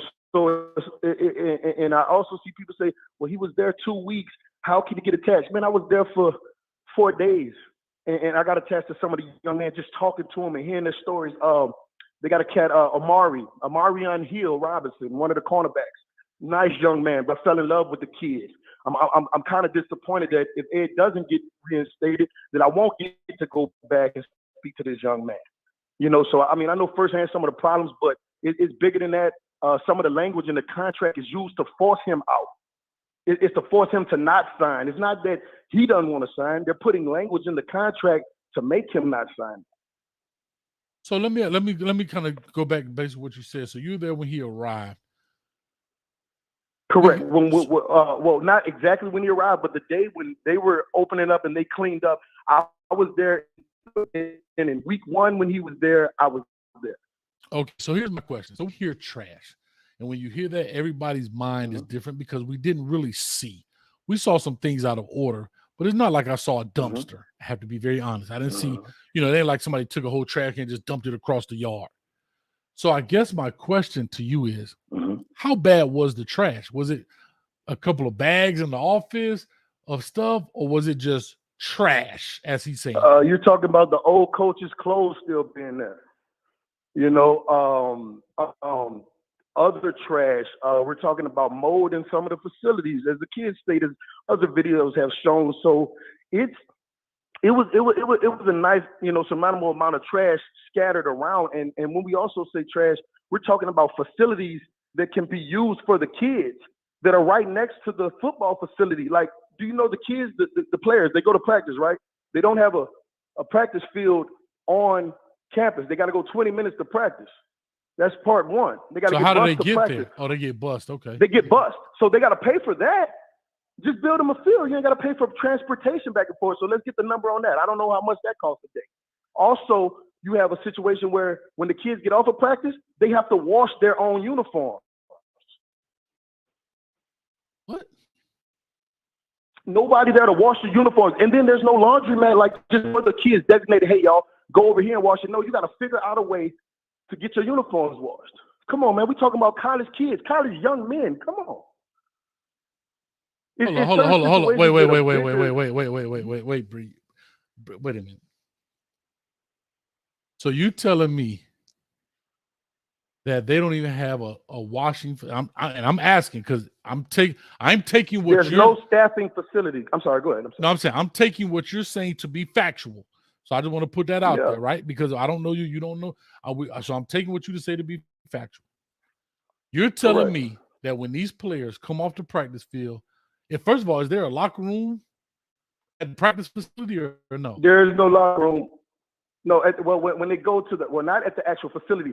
I guess where they bus to the practice field, they have, you know, some sort of little locker room or whatever. It's not clean, but that's another story. But yeah, but it's not in the shape, you know. It's in no kind of shape, and there's no facility, no staffing team to wash these kids' uniforms. No, none at all. So the kids are responsible to wash it themselves. I guess they take it home, wash it themselves, go to and that's something that needs to be washed every day. That's how you get staph infections. Daily. Yeah. There we go, coach. Now we talking. The reason I know that, So I know that because I was here at a high school. We had our own stuff. We could have watched it. You know, we had, you know, but like these are the things I'm talking about are minor dollars. A washing machine and dryer, bro. An industrial size washing machine and dryer. Man, I'm getting mad. I'm getting mad. Get him mad. So you talk about getting funds donated. That's not a problem. The man, his name gets some funds donated, but who's in control of the funds when they get donated? It's another problem. It's no transparency. Like I heard one of the callers say, there's no transparency when it comes to certain things. And how can you want a man's name, likeness, and image, present and future, that he needs for the kids? Come on, man. You want to use all his cachet, but don't want to bread him. Ed went off not because he just wanted to talk about trash. He was out there picking up with the kids, saw people still throwing trash down, and he just clicked. Because it's a time when he's trying to make and you got parents. You have the caliber of player that he can bring down here. It ain't just because they bad grades.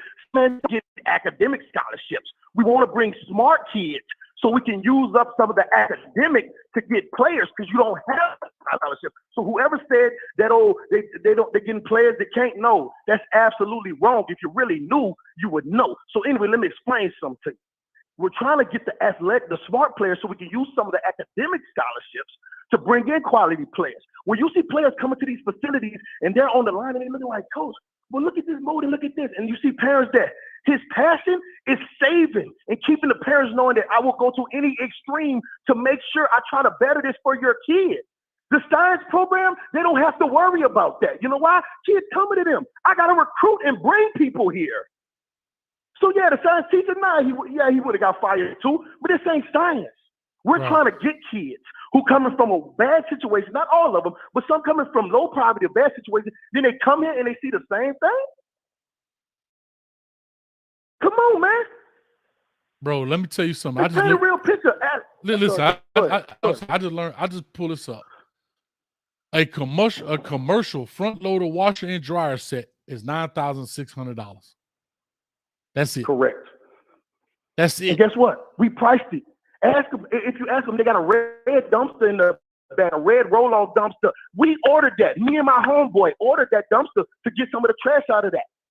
We ordered that red dumpster that's in the back of the facility right there, that roll-off dumpster. We ordered that 30-yard roll-off.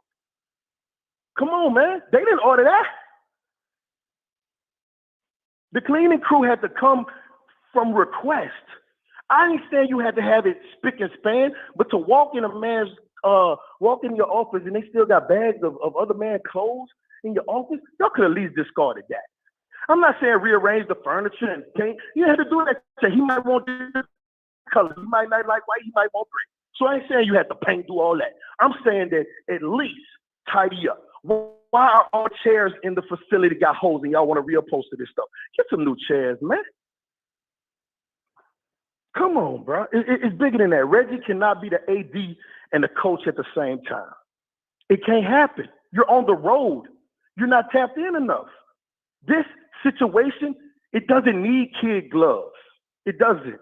This is a situation where he had to say what he had to say because that's the only way it's going to get done. He doesn't need it financially. You know why people say he's trying to save his job? No, he's trying to save those kids. He don't care. The boy got money. He's not worried about that. His mission is for those children. And yes, you could get attached to a person. It's just like you see a nice lady at the nightclub. You see her one night, you want her the next night, and the night, and the night next. Come on, man. You don't take that long to create chemistry. That's bullshit that the man ain't been there but 3 weeks a month. Man, the man love them kids, man. I love some of them kids.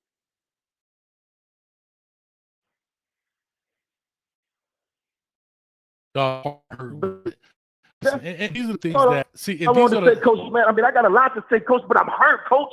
I'm hurt because listen, I ain't put the time up for you, dog. In the words of Tupac, you got something on your chest, let it off. I ain't got no more time. Go ahead, brother. Because here's what I'm saying, bro. Here's what I'm saying. I'm hurt, man. As a 42-year-old man, I'm hurt because I know it's hard. And I wasn't there. You know how y'all say the people who should have been there? Wish I was there. So I could have stopped him. But really, I don't want to stop him because that's what needs to be done. It's time to stop hiding, man. Why we can't say nothing? Oh, don't let family business. Well, sometimes that's why they don't know when the little one got touched. Because nobody won't say nothing. Say something, man. Don't be afraid to say nothing. If you're trying to provoke and exact change, sometimes you can't bite your tongue. It hurts. You ever been it hurts? Yes, sir. Sometimes you just can't hold it no more. And that's why I kept texting in, because I couldn't hold it no more. I didn't really want to come away because we ain't trying to expose it like that, Coach. But I got to defend him because I know he can't speak. But I got to let y'all know, Coach, because they got a lot of false narratives. And listen, BCU, we walked with some of the people. They got beautiful people. But you know, when you got soldiers, the soldiers can't speak. Only the colonel can speak at times. Ed is a leader. He's a colonel. He's at the top. He's in a position to where he can speak, get fired, and it won't hurt him. Other people can't say what they want to say because it's going to hurt them. They're embedded in Daytona. He could go anywhere. I got people saying he could go to Colorado by DM. Man, that man can't go to Colorado. That man gonna need to go right to the BC and fix what he started, man. We're not thinking about Prime, man. We love Prime, but nobody's thinking about that. We're thinking about provoking change. That's why he's still there. That's why he going out. They say, oh, well, social media got you in trouble. Man, forget all that. Man ain't gonna change who he is just because y'all, you know, he even got fired and y'all on him. That's who he is to the core. The man is passionate. The man loves. It's a 44-year-old young man that made a mistake, but he loved them kids. He loved them kids, man. And you can tell, man, and the thing is, you can tell his passion. You can tell when he speaks with a lot of passion. I mean, you can tell Ed Reed's a passionate person. Way back to the, way back to his old the famous speech from Miami, when I'm hurt, dog. That's how we are. Yeah. If you look at us, man, we come from Destrehan High School. It's built in our football system. You see what Justin Jefferson doing for the Minnesota Vikings. You see how passionate that boy is. Destrehan product. That's how we rock. It's in us like that. That don't just come from Baltimore. That come from St. Rose, and that come from who's coming up, man. That's just in us like that. We love this. There wasn't nothing else to do but that. So I say that to say, I'm not saying he should have delivered it and went on the tirade and the rant and the cursing, but sometimes you got to do it. And he's willing to take accountability for that. But to put language in the contract to force him and then to say he don't want side, no. You're forcing him with the language you have in that contract. Ask him to put the contract out there for public record and see the language that's in that. See, that's what people not really looking at. Look at the language. So we're going to put language in there to make you not want to come mess with us. You know what? Let's put this, and he can't. He has to refuse that. So can I ask this? But you ain't counting on the kids who's already built a program. So let me ask you this without giving away, because I do think that is an Ed Reed or a Bethune-Cookman's responsibility to put out that kind of situation. Business. Correct. But I do want to ask. Absolutely. I do want to ask you, since you talk about the language, what would be something that would be in there that would say, okay, as Ed Reed, I don't want to sign this, bro. Like why would y'all? Like, why would you even try me like this? I'm not signing this. What could you think of something that's just straight like I said, you just talking about you hire a Hall of Fame coach. You're not giving him the resources, but you want to use his name, likeness, image, stuff like this for past, present, and future. So anything that happened in the past and the future with Ed, you want to be able to attach yourself and hit your hand into it. But you want to be able. But you don't want to allow him the resources to get better. So, like I said, you want to use the perks, but not give him what he needs to succeed. That don't go. That don't align. You know what I'm saying? You got certain so is that where he? So is that where he was in? Like you said, that's a. No, Potter, go ahead. Finish your point. I can't hear you. Finish your point.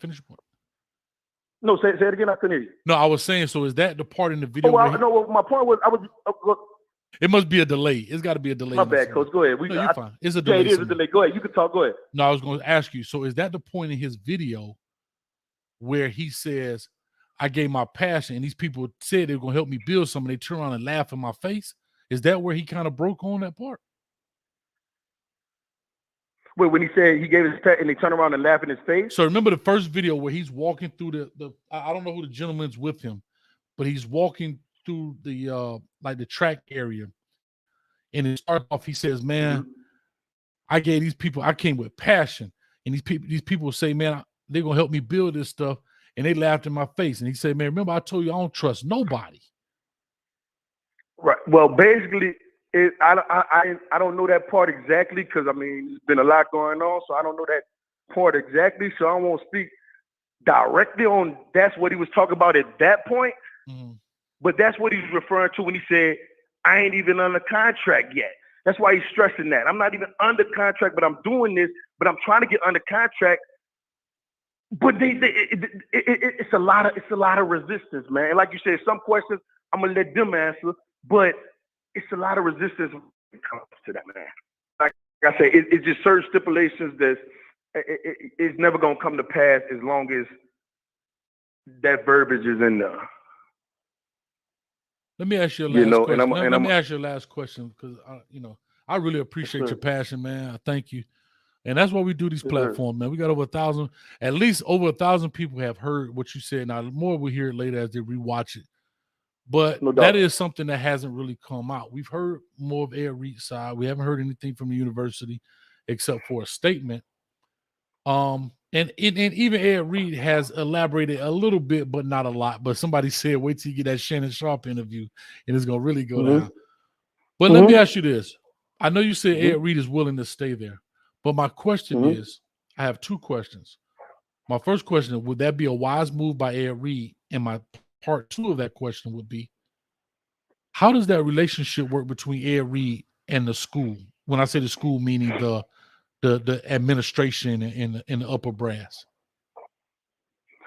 Well, I mean, first question, I mean,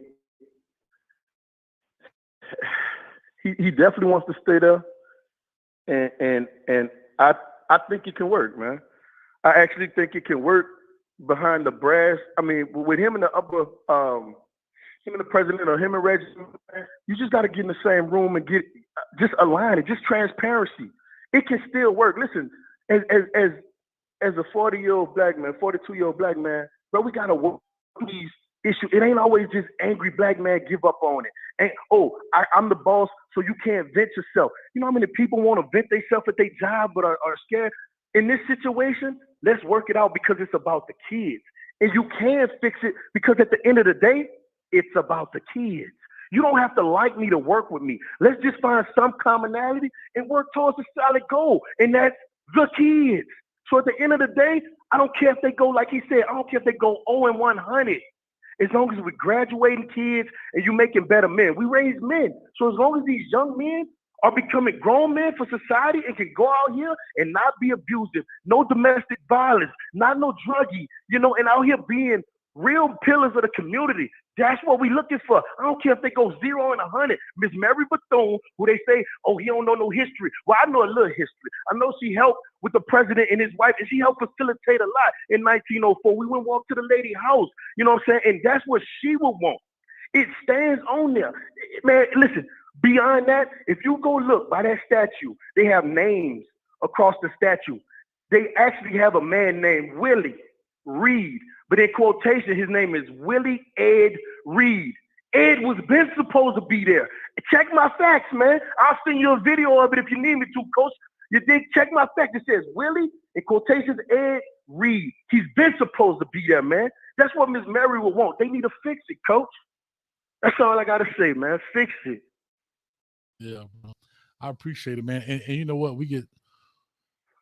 That happens a lot as coaches, man. We get into these things and we get so passionate and we get so invested into these young men. Like you see, I got pictures behind me, and the business side don't see. They have a hard time understanding that relationship piece with these kids, and it doesn't take long.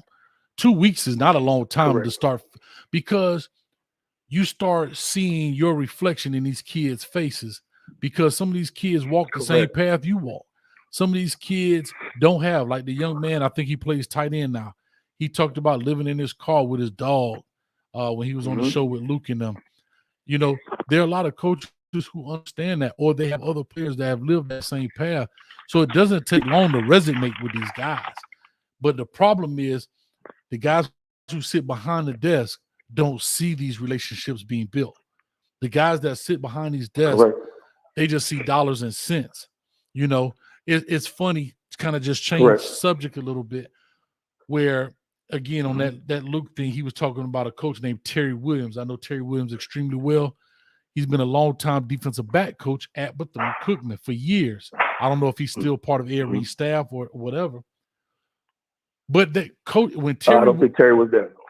When Terry Williams been there since Alvin Wyatt.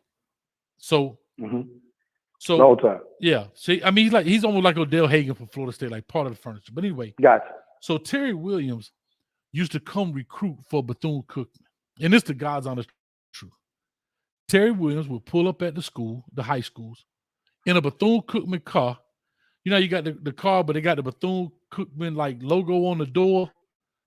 Yeah, it's wrapped out in Bethune. Yeah. Yeah, but it's got it's got like the little emblem, the crest of the school on the door or whatever. Most coaches come in there, they get a rental car, they get a this, they have a that. He riding around in a school facility car recruiting kids. Everybody used to joke him, but like he said, bro, I'm here to get it. And Terry had the gift of gab. He could get some good players in there, make players play, and so forth and so on. But is that back to basic? This is my problem. We're talking about basic business operations. We're talking about a rental car, though. We're not talking about a new Tesla rental car. This man riding around with a doggone car with the big Bethune 1904 heart, whatever the crest is, all on the side of it. It's just certain things. Now, some people may say, "Oh, well, coach, we saving money," but I bet the president don't ride around like that. I bet Reggie Theus, when he go recruiting, I bet he got a rental. I bet that joke ain't gonna be riding around with this facilities maintenance car. And that's the point, coach. And I like to say, man, Ed, he's famous, but he's not a celebrity. He's not a showman. He don't know. He didn't know how to say it the right way. Don't punish him for that. Let's have a conversation and fix it, man. Yeah. So my point is, let me ask you this: because sometimes the biggest thing people have to learn about themselves is they have to know what they don't know. Right. And so for Ed Reed, do you think it would be important for him to have somebody that knows what he doesn't know? And what I'm saying is, you can't go off on that live rant. You got to have a no man. You got to have that's my point. Basically what I'm saying. That's why I was saying earlier, wish I was there. Not saying just to hang the phone up, man. Say that to us, but get off the live. Yeah. Yes, that's extremely important for anybody. When you get to a certain level, you can't watch it all and see it all, and you can't say it all. So he definitely need that moving forward. Whether it's in coaching or whatever, you definitely need that, because at the end of the day, he's still himself. Ed Reed is a brand, so you still have to protect the brand, man. So absolutely, coach. Yeah. Do you think that this hurts his chances in the future of coaching positions? Nah, man, they want him now.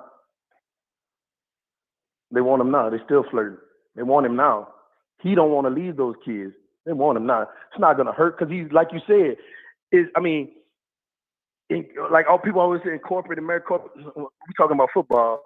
It's corporate, yeah, but when it comes to ball coach, if you know X's and O's, this man is a Hall of Fame, one of the greatest to ever do it, arguably, if people want to argue, but one of the greatest to ever do it at his position. He gonna coach again. Yeah. Whether it's at Bethune, whether it's at the University of Miami, whether it's wherever, he gonna coach again. He will be a head coach, guaranteed. Man, and people don't know the sacrifice. Like the man say, I miss my son. I guess he had a game or something in Atlanta. So he had a banquet. So he could be there dealing with recruits. Correct. Think about it. If I would have known I wasn't gonna be here, I would have went. I had to be honest. I would have went to go see my son banquet instead of coming here some recruits I ain't gonna be around. Absolutely. Why would I host 26 recruits? Some of these kids, some of these parents are driving up. These parents don't have the funds to fly out on a recruiting trip. They're driving up to this place. You think he's going to have these parents drive up to know he's not going to be here? Like I said, some of the passion was for, listen, y'all, I'm going hard because I know y'all see this. Right. I'm going to fix it. Send your kid here still. With all this going on, send him here because I'm going to fix it. That's all that was, man. They need to look at it from a different lens. That's all I'm saying. Man, I listen, bro, man. I really appreciate it. What's his name? B. Bricken? Is that what you said? Is that what it is? B Bricken, man. My name Brent, man. Real name Brent, man.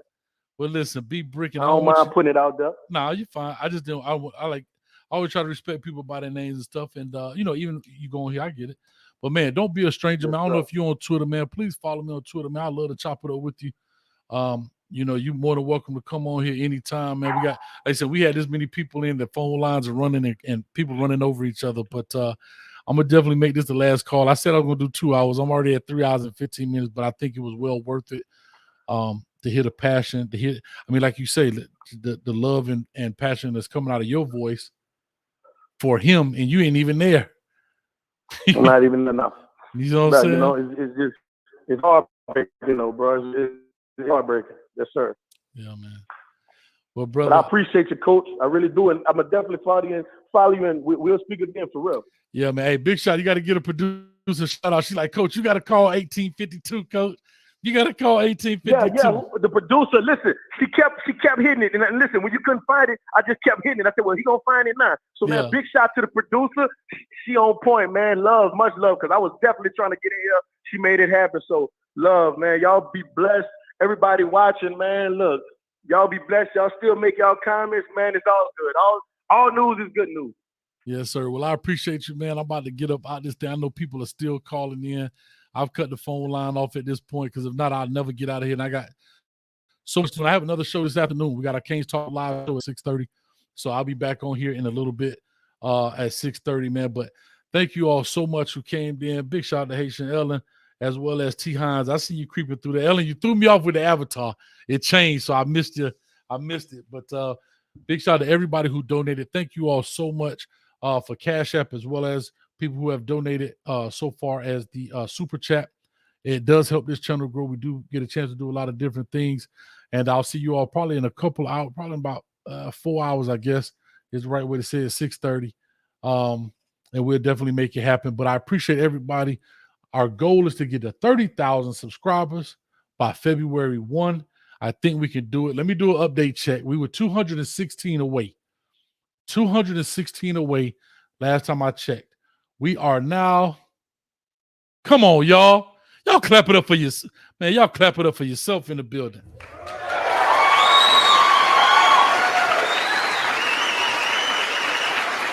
$29,872. My bad. 73 subscribers. 29,873 subscribers. So we are literally 127 away from our goal, and I think we can definitely make it. You guys hit the button, hit the like button. I appreciate it. Yeah, I know you've been here, T. Hines. I see you rolling through. That's the other producer. She don't play either. She knock your head off your shoulder. All right. And Coach don't have to beg for likes. No, man. We love the likes and make the algorithm grow. Smooth. Matter of fact, y'all don't know. Smooth, put your chin out, Smooth. Get out of here with that foolishness, man.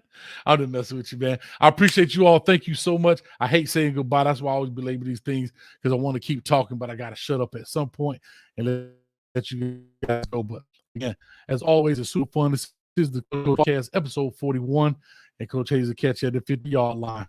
Peace.